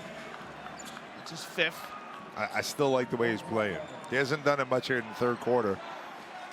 And Valencia's done a good job of keeping him away from the basket in this third quarter, but he's just a more of an effective player. I know he hasn't scored. People are saying, what are you, I mean, you must be dumb. The kid had 16 points, had 7 assists in the first game. Yeah. But, you know, sometimes you have numbers, and numbers don't mean anything. Yeah. It's what you're contributing to the game. Got to get another, got a violation here, so it's ALBA Berlin in the lane early. So the 3 free throws from Siva, the first for the technical, yeah, the other 2 for the foul. Yeah, that was my fault. It was an on-court technical foul, which means it's a live foul shot, That's a new, not a bench new change. shot. Yeah, new change. Doesn't alternate possession anymore. Nice pass inside the Dubljevic.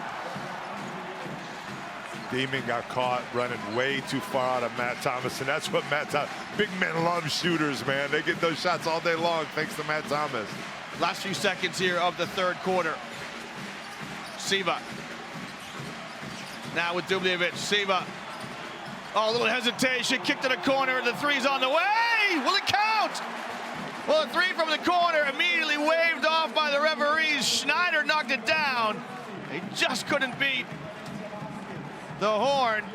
That was a killer for Berlin. What a beautiful play by Siva. They just could not get it off in time. Well, here's your score at the end of 3 quarters. Just one possession in it as ALBA lead by 3 against Valencia here at home.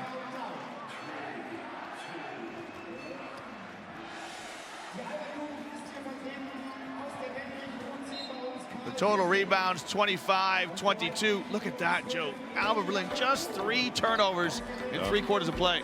And you're only up 3, so you're thinking to yourself, the good news for Valencia is only 2 turnovers in that third quarter. They went from 12 to 14, so they've done a better job of controlling the ball and controlling the rhythm a little bit, but ALBA's still there. And partner, I came in here tonight with this feeling that we were gonna work a little extra tonight.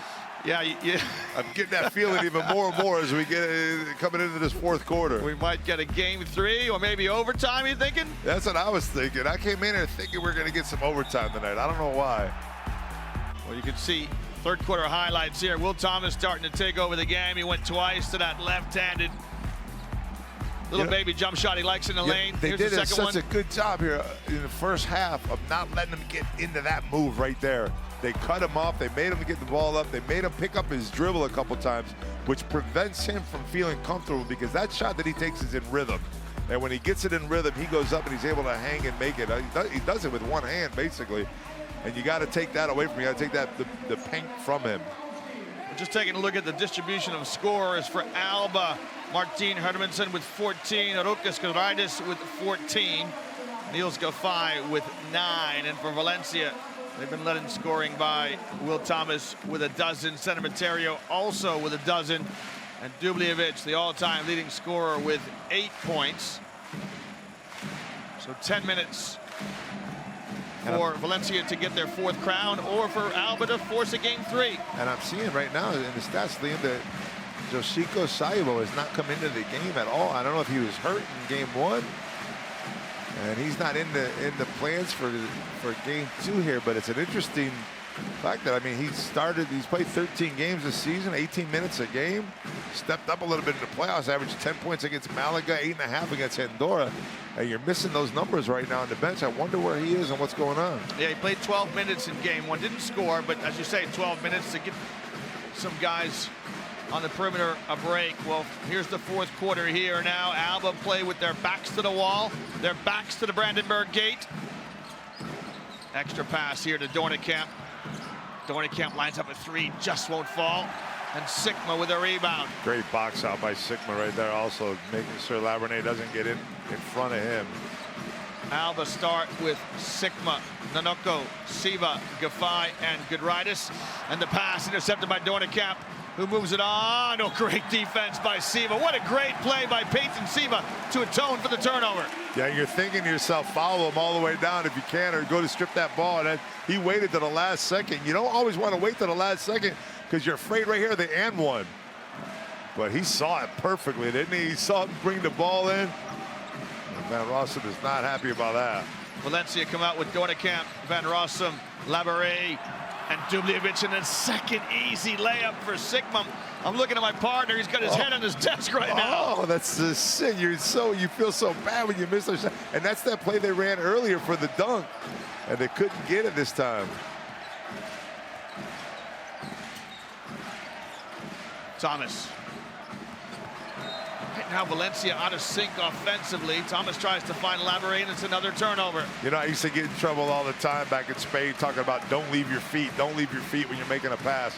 People don't understand the difference between jumping up on 2 feet under control and making a pass that you have in your mind already. In that situation, you see Thomas dribbling in the middle, had nowhere to go with it, and jumps up there. Why? Just stop. Yeah. Stop, put your feet on the ground. Well, ALBA doing a good job making him put the ball on the floor, right? Chasing him off the 3-point line.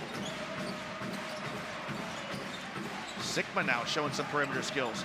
Sikma Oh, Sikma, this time with the right-handed jump hook. You think it's not fair when he just misses those 2 easy layers before, but he makes that beautiful move. If you're Louis Laborie, you can't defend that any better. High degree of difficulty for Sikma with the right-handed hook. Van Rossom all by himself and knocks down to 3. Ankle. Watch out, Siva turned his ankle right there. Keep an eye on Siva's movement. We've got a whistle here. Yeah, I don't know if that was to get him out of the game or not. Watch. You're gonna see right there. Van Rossom knocks down the wide open 3. Let's hope that Siva can recover. Yeah, he looks good. Okay, good. Gets the ball across the midcourt stripe.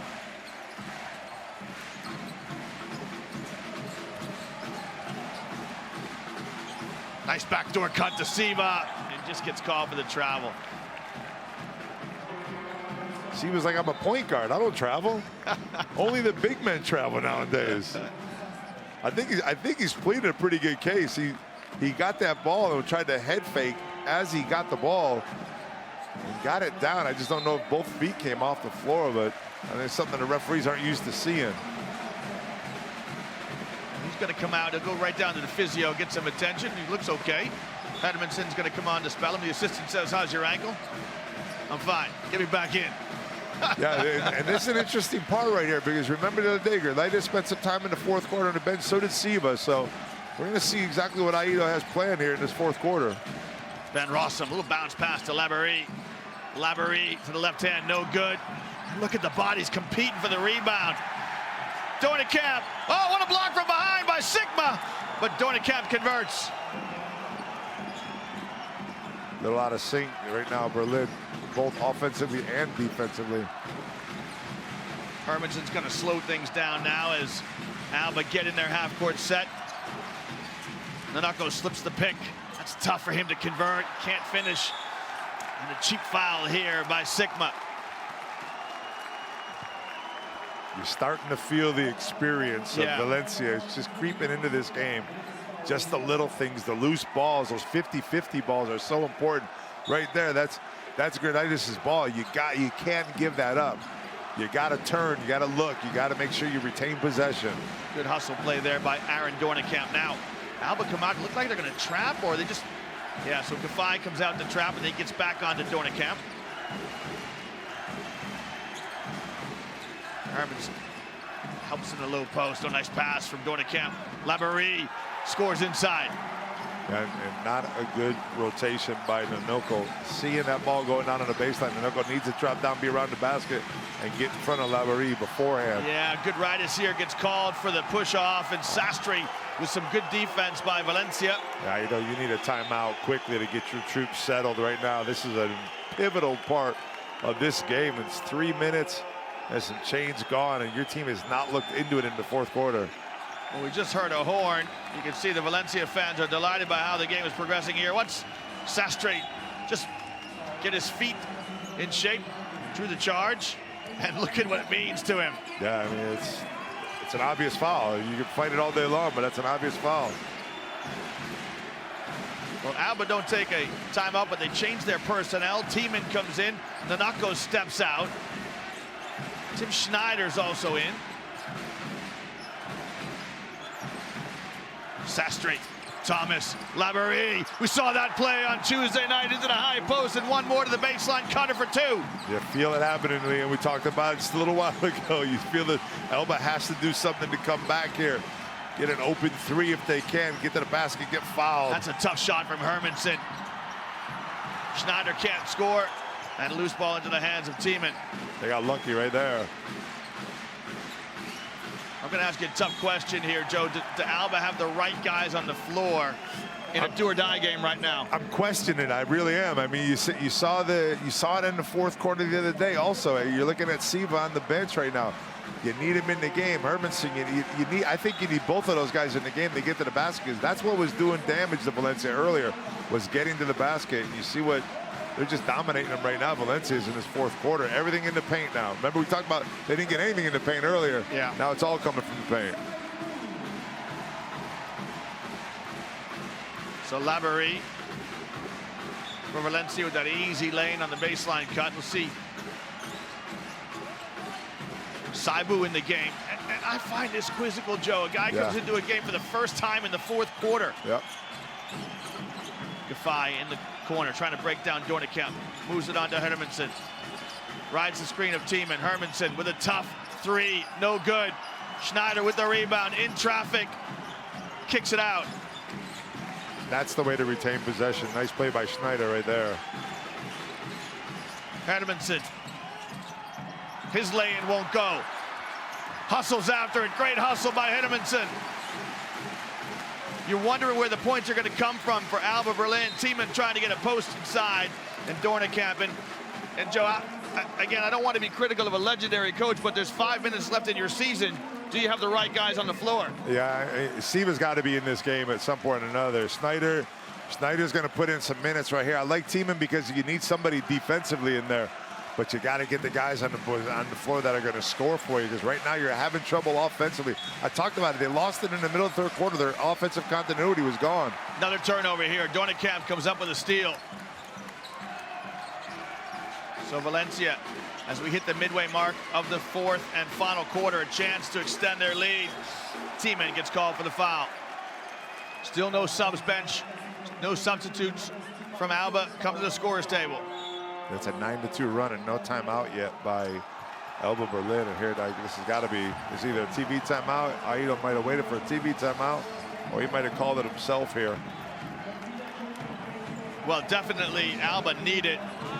We have a capacity crowd here in the Mercedes-Benz Arena, and they are trying to see their team, Alba Berlin, extend this final series to a third game.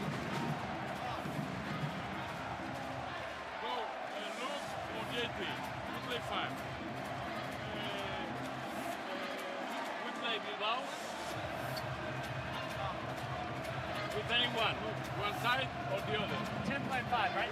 Yes. No, you play 5. You play 5.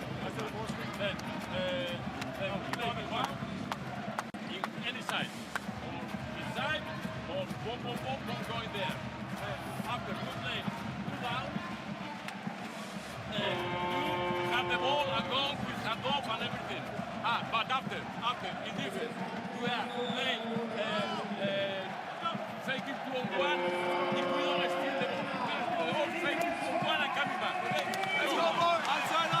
Well, it looks like Sikma is going to come back into the game here for Alba. You can see Coach Renesis just talking through what he wants to do offensively. Yeah, and you know, I'm starting to think about that play they ran a couple times in game one, that alley-oop play. It might be a little bit dangerous to run that play right now, but what they need is an easy basket if they can. That's the big thing they need right now, is something easy and quick. Again, you mentioned it as we saw Saibo check into the game after being on the bench. I just talked about him not being in the game at all. And he comes walking in the game here in the fourth quarter in a very pivotal part of the game. Big possession now here. Hermansen gets called for the foul. That's 4 on Alba Berlin. So every foul from here on out, Valencia goes to the foul line for 2 free throws. With 5 minutes still to go. Hermansen picks up his second personal. Gafai really jockeying for position with Dornekamp. Dornekamp with a step back jump shot, no good. Sikma does enough to get the ball into the hands of Saibu. I'm just wondering if it's Sima's ankle is really bothering him, Joe, and that's what brings Saibu into the game. And this is the game-deciding play right here. You got, I mean, lace him up tight. Yeah. Gafai on the curl cut. Oh my goodness! Niels Gafai on a curl cut, strong to the rack. And that is something that could motivate the fans, get them off their feet, and get the team going again. We almost saw it earlier. We saw it that time. 14,500 here in the Mercedes-Benz Arena. Shout defense in a chorus that goes to the rafters. Thomas in the short corner. Van Rossom. Oh, he drains a 3. Sam Van Rossom like a villain. Saibo did exactly what he needed to do. He got Thomas to go to the baseline, but he tried to converge on him and left Van Rossom open. What a big 3 from Van Rossom. Saibu open up the backdoor cut. Can he convert inside? Well, he gets a trip to the line. Smart play by Saibu. They love running that high-low play with Sikma. He's such a great passer from the high post. Nice head fake there. There's the contact and the presence of mind to get the trip to the line. Watch this from Niels Gaffay. Curl cut, and he goes strong to the rack. Remember in game 1, they started using that play, that curl play around the middle of the lane, and it was effective for them for a few minutes in the third quarter, but they got away from it. And here they go back to it, but if you're Siva right now, you got to knock down these 2 free throws, and you got to play some defense on the side. Again, Siva did exactly what I was expecting him to do, and he got Will Thomas to turn himself to the baseline to where he doesn't like to go. But Thomas is so aware of what's going on. He felt Sabai come from behind and kicked it out just in time for Van Rossom. Van Rossom's going to bury that all day long. Well, Yoshiko Saibu is a 77% free throw shooter on the season. He's in his 3rd EuroCup campaign, and these are big free throws here. And they're making him think about him too, isn't they? Yeah.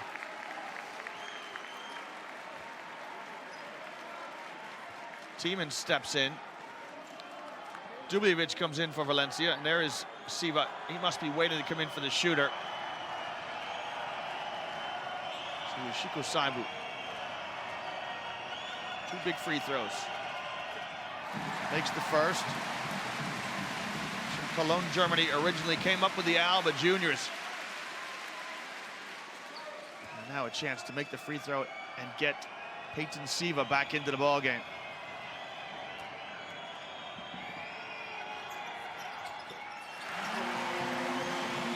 Well, he's done his job. Yeah. And I think we'll see Siva now for the rest, the last stretch of the game. This is where you're the quarterfinals MVP, the semifinal MVP. This is where you have to step up and play. It's going to be up to him and Luke Sikma right now to bring their team back. Sikma trying to deny the entry pass into Thomas, who gets it now, has to step all the way to the three-point line. You can see how Thomas is fighting to get to the middle, and he wins the battle. Man, you just love low post play, don't you?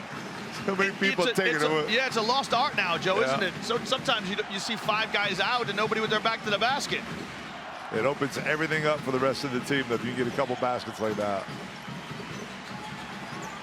Hermanson. Simon. Siva, did he get a handle on it? He had enough of it to string it. You knew he had to hit one of them coming up, and that was the one. I didn't think he had his hands on it, though, Lee. You mentioned it. I thought he didn't have it. Peyton Siva with his first three-pointer tonight. Come at the hour, come at the man. ALBA are within a possession. You can hear the shouts of defense resound here in the Mercedes-Benz Arena. Dubljevic, his shot no good. Thomas with the rebound. Now Thomas facing Sikma. Van Rossom, it's going to be a 2 if it goes. There it is. Sam Van Rossom with 2 big jump shots in the 4th quarter. He is money. We've seen it time and time again from this kid. When the pressure is on, he steps up and hits big shots. Alley-oop to Tiemann, he can't convert. Sikma picks up the trash and lays it up and in. Great play by Sikma not to give up on that play, reading it from the backside. Well, this game right on a knife edge. Less than 2 to play here, just 2 points in it. A foul here on Peyton Siva, who's trying to fight through a screen. That'll be 2 free throws there for. I think it's Dubljevic. Look at this from Siva. They got lucky right there. Sikma coming back in. He barely had that ball in his hand, just enough to get that out from 3. It's Siva to bring his team to within 2 points. Second personal foul on Peyton Siva. And Dubljevic toes the line.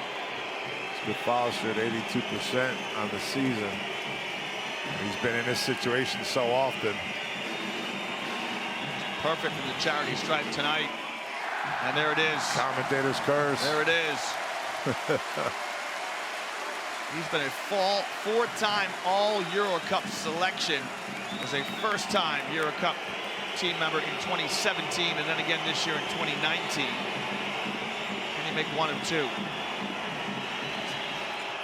He does. Much to the delight of the Valencia faithful. 2 minutes to go in your season. This is when it's time to step up. Tough pass to Giedraitis. He does manage to catch it.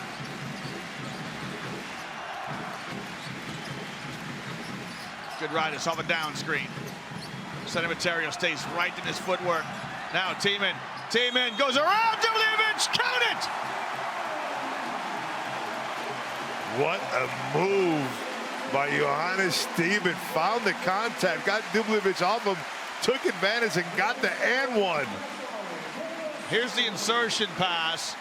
Tiemann bumps and grinds and then just gets a little crease and goes to the basket. What happens, he felt Dubljevic coming again to give that contact one more time and he slipped it. It was a beautiful play. Tacks on the and one. We're knotted up at 76 each here with a buck and a half to go.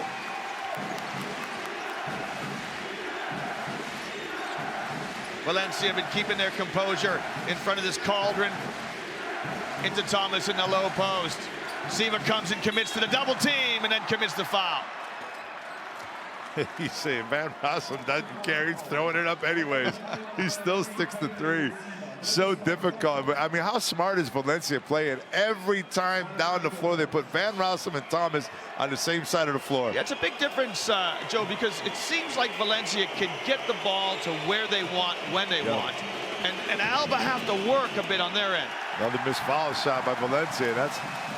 They've shot well the whole time. They only missed one free throw up and walking into this fourth quarter. And now there's two here in the last 2 minutes so far. Well, Thomas, 80% free throw shooter.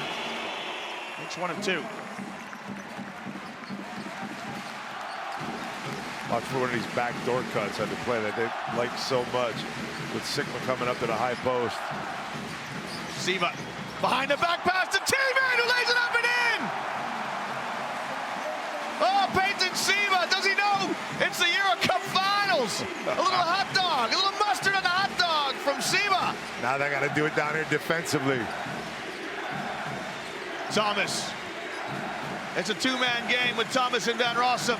Van Rossom with a deep three, strings it! Canasta! Serious? Van Rossum's got Valencia up a bucket. Oh, he's holding right now. Van Rossum gets away with a hold on Siva. Hermanson. Sikma lines up a three. Hits the heel of the rim. Tiemann has it.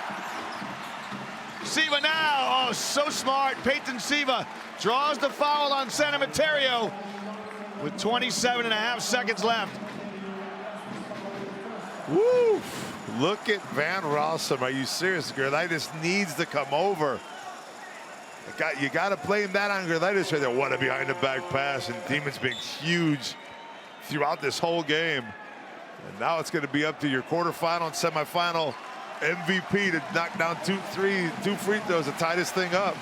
Right, I'm going to ask you, well, a quick question here, Joe. So if Siva makes both free throws and you're Berlin, do you foul to avoid a three and get the ball back, or do you just dig in and defend? You got to dig in and defend. I think you got to defend because Valencia's going to have to go to the basket. They're not going to wait all 24 seconds. When you wait all 24 seconds, what happens is you end up getting a bad shot. So they're going to have to shoot the ball at about the 17-second mark on the shot clock, which will leave about 8 or 9 for ALBA.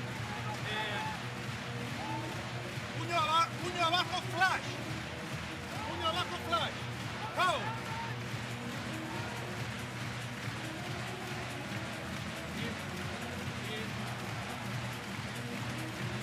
8 seconds of the position. Okay, Bulgaria, will cut. Quiero jugar aquí. Fernando, aquí preparado. Que a lo mejor van a hacer jump. Preparado para tiro. Ok.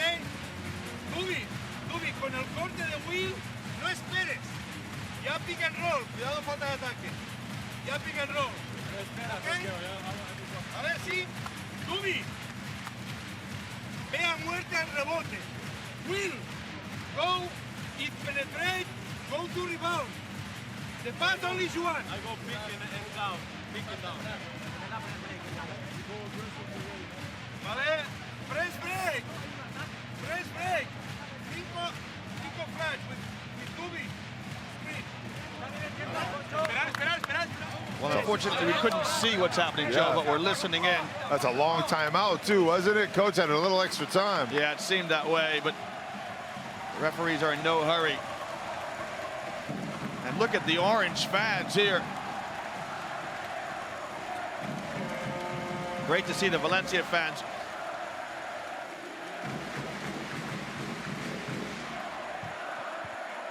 So we're just wondering here now, Joe, so if Siva makes both free throws, ALBA dig in and defend. If he makes one of two, do they foul? Yeah, you have to foul right off the bat, because what you're going to do that, if he makes one of two, the worst you're going to be in is a three-point situation. So you have to foul immediately. What you want to do, if he makes the second one especially, is you want to see if you can force the ball to one corner and get a trap. If you get a trap and to steal quickly, that's great. If not, you have to foul immediately and make them go to the foul line and earn it. You might get them to miss one. They've already missed two so far here in the fourth quarter. And even if they make both of them, you're still in position to tie the game with a three. So Siva is an 81% free throw shooter throughout the course of the season. He's 4 of 5 from the charity stripe tonight. And they don't come any bigger than this.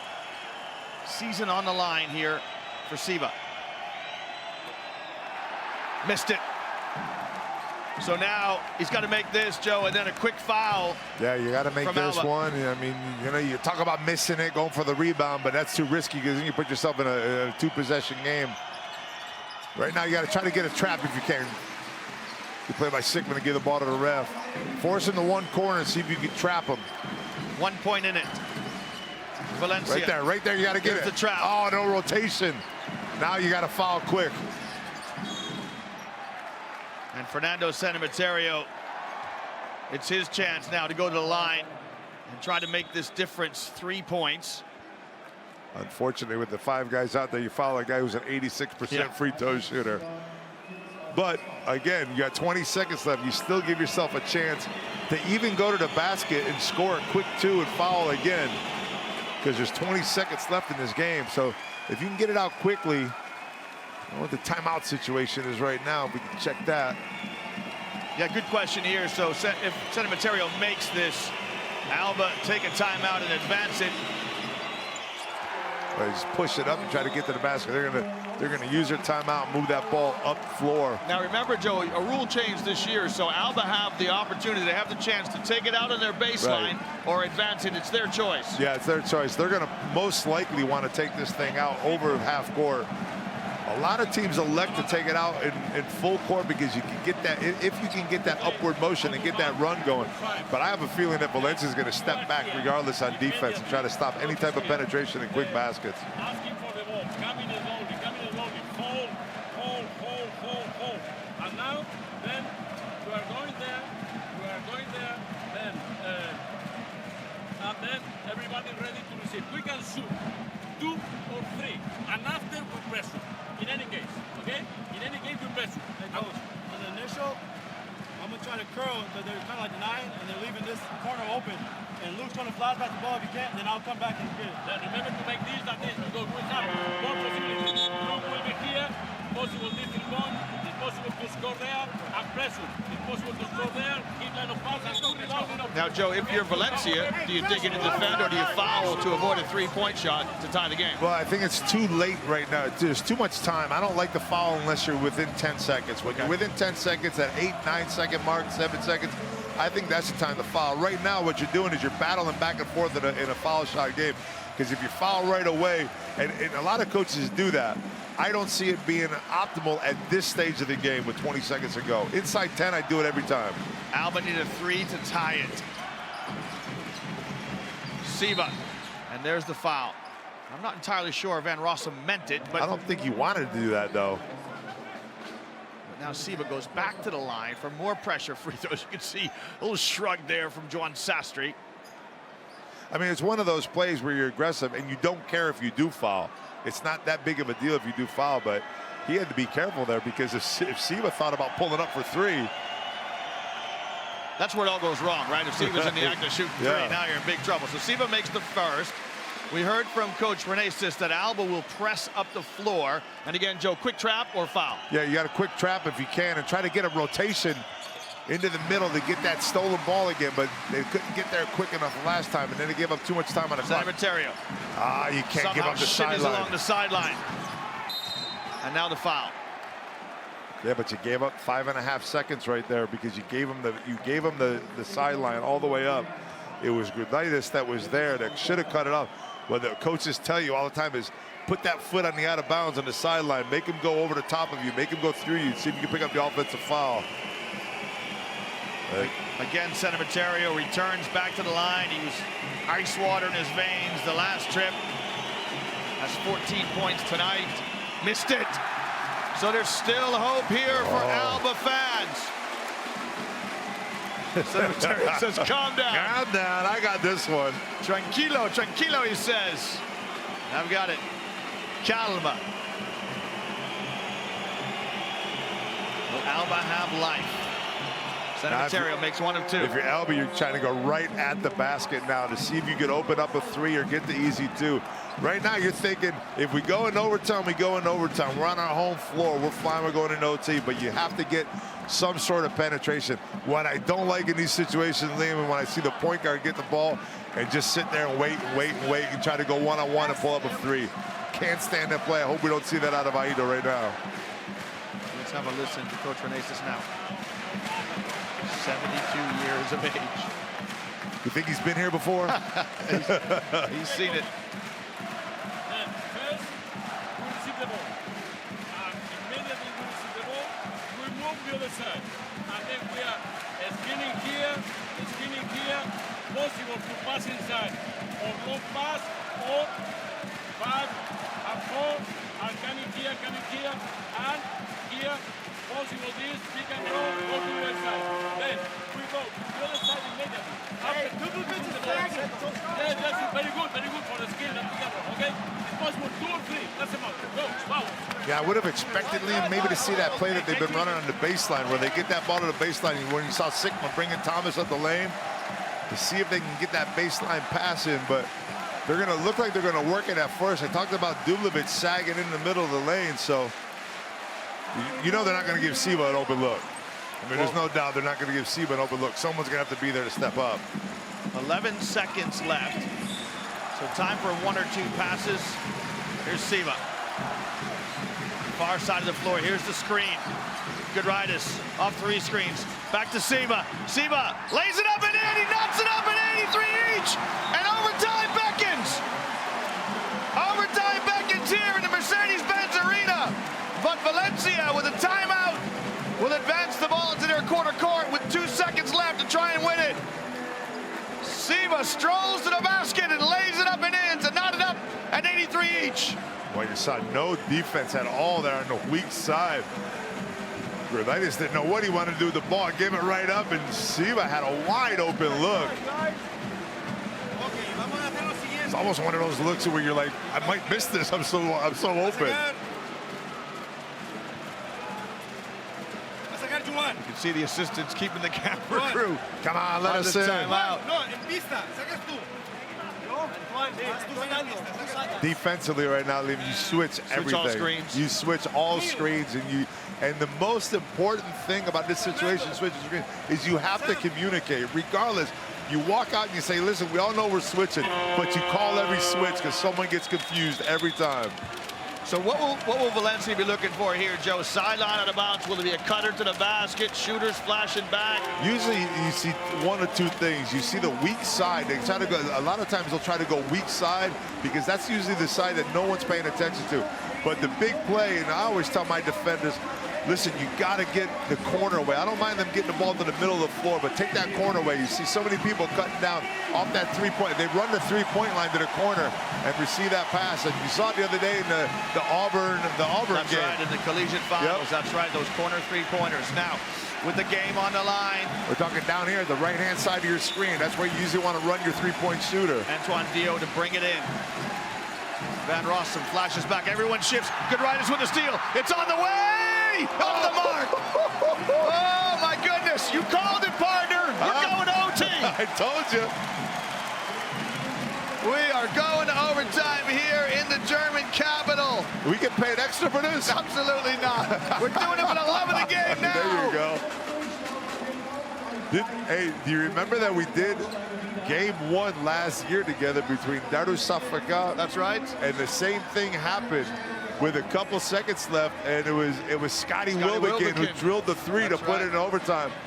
And Valencia is a little deflated right now. They thought they might have had this game in their hands. Great job by Berlin to stay in. Yeah, all credit to Berlin. Who do you feel has the rhythm right now? Who's got the momentum? Well, here's your score at the end of regulation, 83 each as we go into the overtime. I think the momentum's on the side of Berlin. And I want to talk, Joe, just a little bit about the kind of chess match. So, you know, Coach Renesis has 2 timeouts in his pocket that he keeps. You only get 3 timeouts, maybe immediate timeout as well, but, you know, well done to him for keeping those 2 timeouts. And similarly, Coach Pranzarno got a timeout with 2 seconds left to give his team a chance to score. Wow, look at the ALBA fans, what it means to them. ALBA trying to force a game 3. Valencia trying to lift their 4th EuroCup crown. And if you could find an empty seat, you're welcome to it. One important stat here I'm looking at right now is Siva with 4 fouls. Siva is on his 4th foul, so he has to be careful not to foul out of these last 5 minutes. Obviously, as we just saw, they need him in the game at every minute. He scored that basket to send it to overtime, the easy lay-in. Some nerves there from the Valencia fans, jubilation from the ALBA fans. But Joe, this is a Valencia team that has shown plenty of character and composure throughout this. Yeah, I think composure is the huge word right there.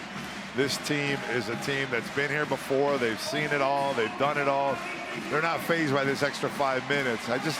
You know, usually you feel like a team goes into the overtime with a little bit of momentum. You got to be pointing towards ALBA because it's like a second life for them at this stage. But we'll see how they go offensively. ALBA come out with Gafai, Teeman, Giedraitis who lets fly with a 3. It's off the mark. Sikma and Siva the starting 5 here. Oh, that was quick for me. That was quick for me. Get some continuity going. Make them play some defense. Valencia start this overtime period with Van Rossom, Thomas, Sastry, Dubljevic, and San Emeterio. Thomas has been instrumental in this game, operating right here in the low post. The double team from Giedraitis, the extra pass to San Emeterio. And great defense by ALBA as they force the 24-second shot clock violation. And you see the difference defensively when Sastry's on the same side as Thomas instead of Van Rossom. When Van Rossom's there, you're so much more hesitant to go. With Sastry, you're going to give up the 3. Well, each team with the possession, neither team with a basket. There's an old adage that the team that scores first in overtime often goes on to win it. We'll see who does that. Siva kicks, Giedraitis with balance, knocks down a 3. He didn't make the first one, but he wasn't afraid to shoot the second one. I tell you, that is a shooter's mentality. Shoot to get hot, shoot to stay hot. I love the Lithuanians, my man. Still, defense, the shouts resound in the arena. San Emeterio, can he respond? It's short, long rebound. And ALBA take care of business on the defensive boards. A lot of time left to go in this game. Don't get too excited, but that's the penetration you're talking about from Siva, right there. The penetration opens up the shooter. And it's a whole different game that Siva's played for me this tonight compared to the first game. Siva with 5 assists. Giedraitis this time puts it on the deck, kicks to Siva. Sikma takes a long look at a 3. The hard-hitting shot, and he strings it! And what a play by Siva to find him. Siva had his shot and decides to penetrate. Sikma rotates back and drills it from the top of the key. Luke Sikma, it was never in doubt. It's the first 3 he's made tonight. Now, Van Rossom. There it is. That's exactly what you talked about. Van Rossom and Thomas on the same side of the floor. Yeah, you can't give that up if you're ALBA. I don't understand why they keep send someone over to rotate, double team Thomas and send somebody else. Make someone else hit you from 3. Van Rossom 5 for 7 from behind the arc. He's got 17 points. I mean, I don't think at 5 for 7, you should be letting that guy get an open look at the basket every time down the floor when he's on time. What a play here. That's just pretty basketball right there. And all kinds of courage from Sikma, who hasn't made a 3 tonight, but he strings that one. But that's the continuity in offense that I talk about. The movement, when you move the defense, you get better looks at the basket, better shots. A couple of shots they were getting, a lot of shots in the 4th quarter. were not coming off of their offense, their set offense. They were coming off of just some one-on-one individual play and not good shots. So Sikma makes the first one. Just a reminder to the viewers now, we stay in the penalty. So both teams are going to shoot in the extra period, but each team gets an extra timeout here in overtime. Sikma, would you believe it? His first trip to the line. He converts both. I want to say it's his first trip to the line in both games also, if I'm not mistaken. I can check that for you real quick. Think he went to the line the other day either. Yeah, you're exactly right. I'm going to pay you extra, man. You're doing well. I told you I should be paid extra. We'll talk to Ross about that. Van Rossom. There's Thomas. Some zone defense here? Yep. Wow, so 2-3 zone from ALBA. Just to change the complexion of the game. First time we've seen zone all series. Van Rossom attacks it! And the foul here by Teeman. What do you think about that call? I think it's a great call right during overtime. I mean, because they kind of threw Valencia off offensively, but it was the one thing you have to watch out for is Van Rossom if you're going to go zone. Because they put Thomas also down in the corner. And I think you're better off giving up that, making him go to the line here. Usually a guy who's so hot from the three will miss a foul shot or two every now and then. It's a little too close for him. As Nanook comes back, Noko comes back into the game. And your man Clifford on the bench. On the bench. I don't know what to say, Liam. I don't know what to say. Van Rossom, his first trip to the line. He has 18.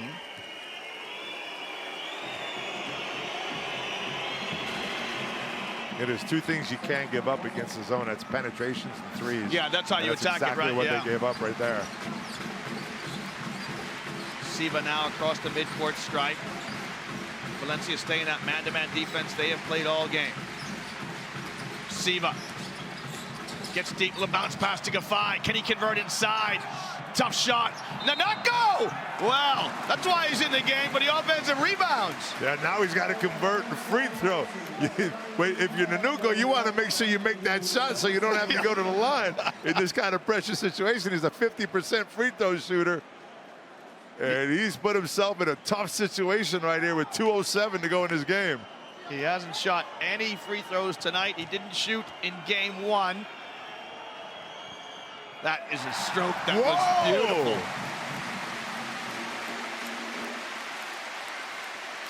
Landry Nanako from the Cameroon originally. His first EuroCup season. Graduate of Clemson University.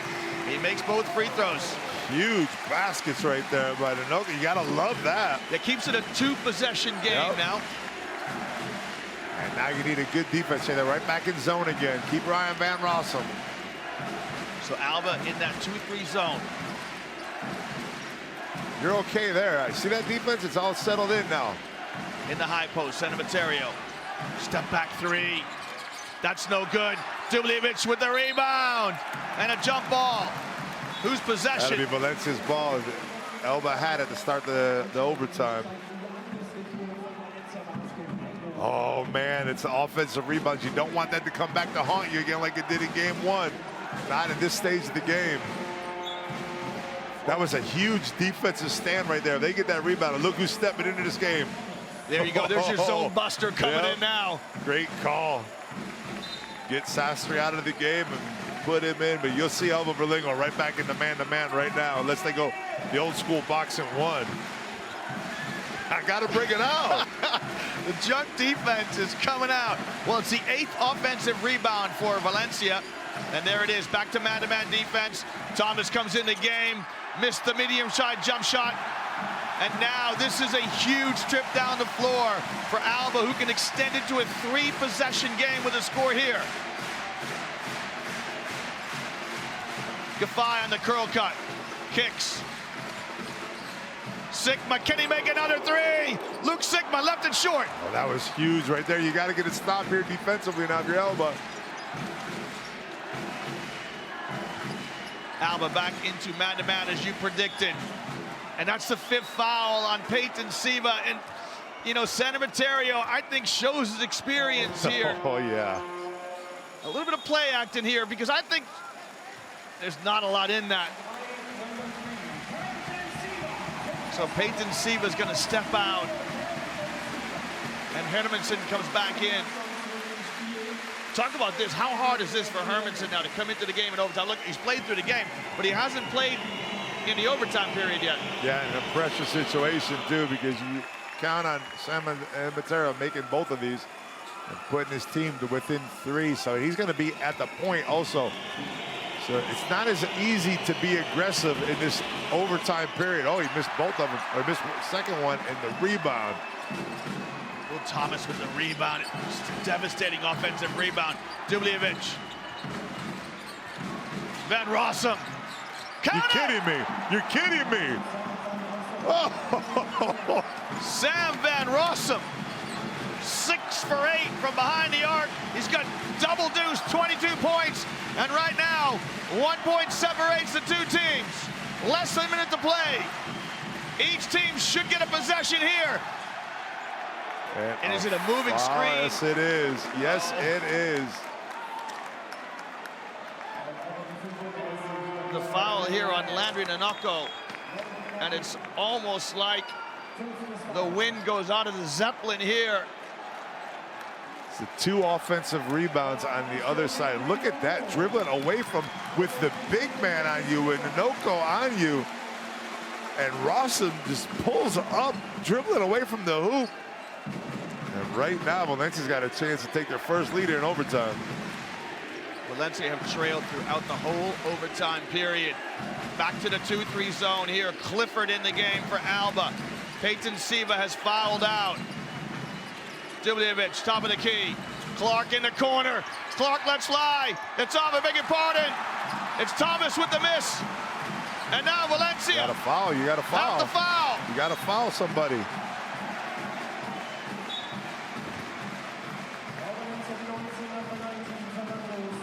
Luke Sikma.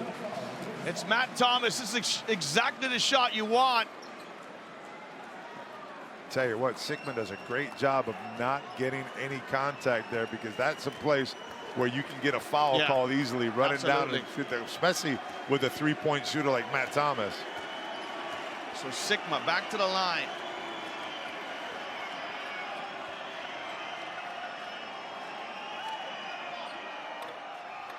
Oh my goodness. Oh my goodness. Little German pressure for you right there. A little pressure cooker.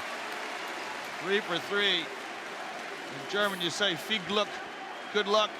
You got all of it on that one. Fans got their fingers up for one more, but one more is just not enough just yet. There's still 10.8 seconds left to go here. Valencia with a timeout as well. Sikma to make the difference 3. Valencia going to burn their last timeout. And I'm going back to you, partner. Do you foul here, or do you dig in and defend? I think you do. I think you do. I think you do what you can to get that ball inbounded as far away from the basket as you can, outside the 3-point line, out towards half court. Let him dribble 2-3 dribbles, and boom, and put it on him. Send him to the line, make him make 2, and then you just got to put your big. You got Clifford in there for your rebound, and I mean, last time they missed a foul shot, they got an offensive rebound. There you go. That's part of the mix too, right? Right. You run that risk. I don't like to do it with under 10 seconds, but the way the feeling of this game is going right now, I would say do it. I don't think anybody's letting us in the timeout right now. If you're Valencia, you're looking for Van Rossom or Thomas. Yeah, but you know, you still have more than enough time to get to the basket. Taking the ball out in the front court, you're taking it out. You still have enough time to get to the basket quick and commit a foul. The only problem is I don't think they have another timeout left, so that'll make them take the ball out in a full court possession. But I mean, you don't have to be obsessed with the 3 if you can get a quick 2. If you get a quick 2, but I got to think that they're going to be fouling on penetration. That fan there couldn't look. He was the one that said he needed one more. He's not, and he's still not sure it's enough, I'm telling you. I don't think they'll stay in zone, will they? I think they're going to show. Like they're going to show zone. They're going to show zone and come man to man. No, they're showing it. They're showing it. And now there you see. Now they went back to man to man. Dubljevic. Thomas, tough pass. Thomas going to try and break down Sikma. Thomas with a step back shot. It's on the way. It's short. And we are going back to Valencia. Alba Berlin win at home. They defend their home court and win game 2.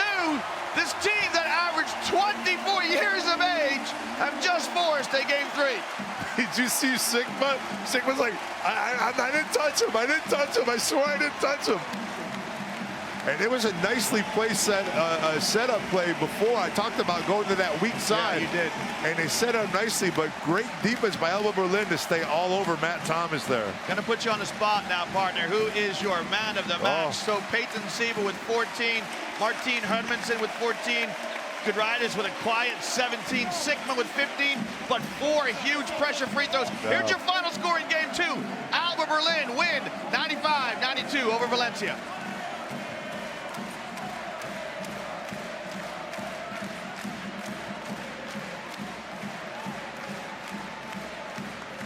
Well, Joe, I tell you, somebody's got to tell the fans the game's over. They're staying here. That's the last game. That's the last EuroCup game of the year in that stadium. So they're hanging out to party a little bit with their boys. I'll tell you what, they came up big because they blew it in the 4th quarter, man. They had it blown in the 4th quarter. You felt everything. You felt all the experiences seeping into play, or the lack thereof, for ALBA Berlin. And unfortunately, partner, I won't see you again on Monday. I'll be here, but I think it's Tim Long and you on Monday night. I don't know. You'll be out there making the big money. Listen, you mentioned this earlier, so let's go back to 2017 when Valencia had home court advantage against Malaga. They go back to La Fonteta for game 3, and they lose 63-58. Now, 8 players, Joe, 8 players from that Valencia team are still here. They've got a monkey on their back. Yeah, they do, because if you remember that, I don't know if the numbers are correct, but I think they were up 13 or so. And the 4th quarter run by Malaga was unbelievable. Valencia did not score in the 4th quarter and got themselves, Unicaja got themselves into the EuroLeague that year. Well, remember, so Monday night is game 3. The winner goes to the EuroLeague.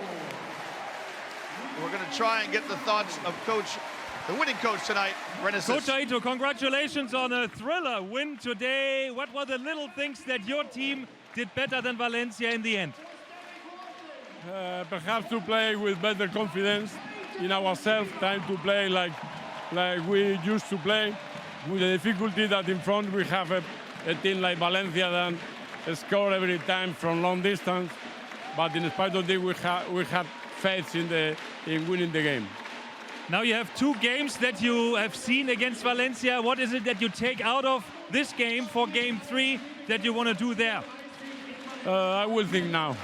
For the moment, I am happy because I wanted mainly to compete, and we compete. And if we are losing this game, I'll be happy too, because we compete, and to play in front of this Mercedes Arena full of people and enjoying is very good for our team. In spite, perhaps it's bad for us to have one more game, one more travel, and at the end, the BBL, I don't know if we have time to play. Thank you very much, and congratulations again. Well, Coach Renaissance, of course, talking about the domestic season. They've had fixtures in the domestic season altered. Any idea of man of the match in this one? You know, I mean, you have to give it to the big guys, but I mean, Sikma, we're going to talk to him right now, and he deserve it. Luke Sikma, congratulations on a thriller win today. At the end, it was, well, the confidence, Coach Aito said. What else was good? Yeah, I mean, we just believed it was huge being back in our home crowd and having everyone behind us. And we just wanted, if we were going to go out, we wanted to go out on our terms. So guys just kept battling all night. It seemed like every time somebody else different stepped up. Just really, really proud of my guys, and enjoy this tonight, and then try and go bring one home on the road. There was a 9-0 run in the 4th quarter when Valencia went up. Where did you guys find the right answer then? I mean, you got no choice but to keep playing, get back to what we do. This is a game of runs, and sometimes it's not going to fall your way. So we didn't lose faith and kept battling, and came out on top in the end. Thank you very much. Well, tonight's man of the match, Luke Sikma, with 15 points, but 4 huge free throws down the stretch. As you see some highlights from this game 2 in these 2018-2019 finals, EuroCup finals. There's two of Sikma's points there, the easiest they came. Of course, he missed those two easy lay-ins, Joe, didn't he? He can sleep soundly tonight, knowing that they didn't prove costly. Imagine missing those two layups and losing the game by 1 or 2 points. But, a lot of things I'm looking at now, Liam, are minutes. Peyton Siva had 29 minutes played tonight. Hermansen had 30. Giedraitis had 32, and Sikma had 34. But those are young legs right there. You look at Valencia on the other side. You had Van Rossom, who almost played 37 minutes in tonight's game. And Dublevic also played 32 minutes. So we'll see if that affects you. But it's game 3, man. You don't get tired in game 3, do you? That's right. You got to all hang out. Van Rossom, 22 points in what proved to be a losing effort for him. San Emeterio with 16 points. Will Thomas with 15. And, some good tactical changes there by ALBA. They went to the zone right at the end in the overtime period, which made a little bit of difference. We were both a little bit critical in the fourth quarter, and I think we were still correct at the time because they lost their rhythm in that fourth quarter. We're going to chat now to Peyton Siva. Peyton Siva, congratulations on an exciting win today for ALBA Berlin. How tough was it for you being out for the last minute and watching the end? It was very tough, but I had full confidence in my teammates. Martin got a chance to rest. He's been great for us the whole game.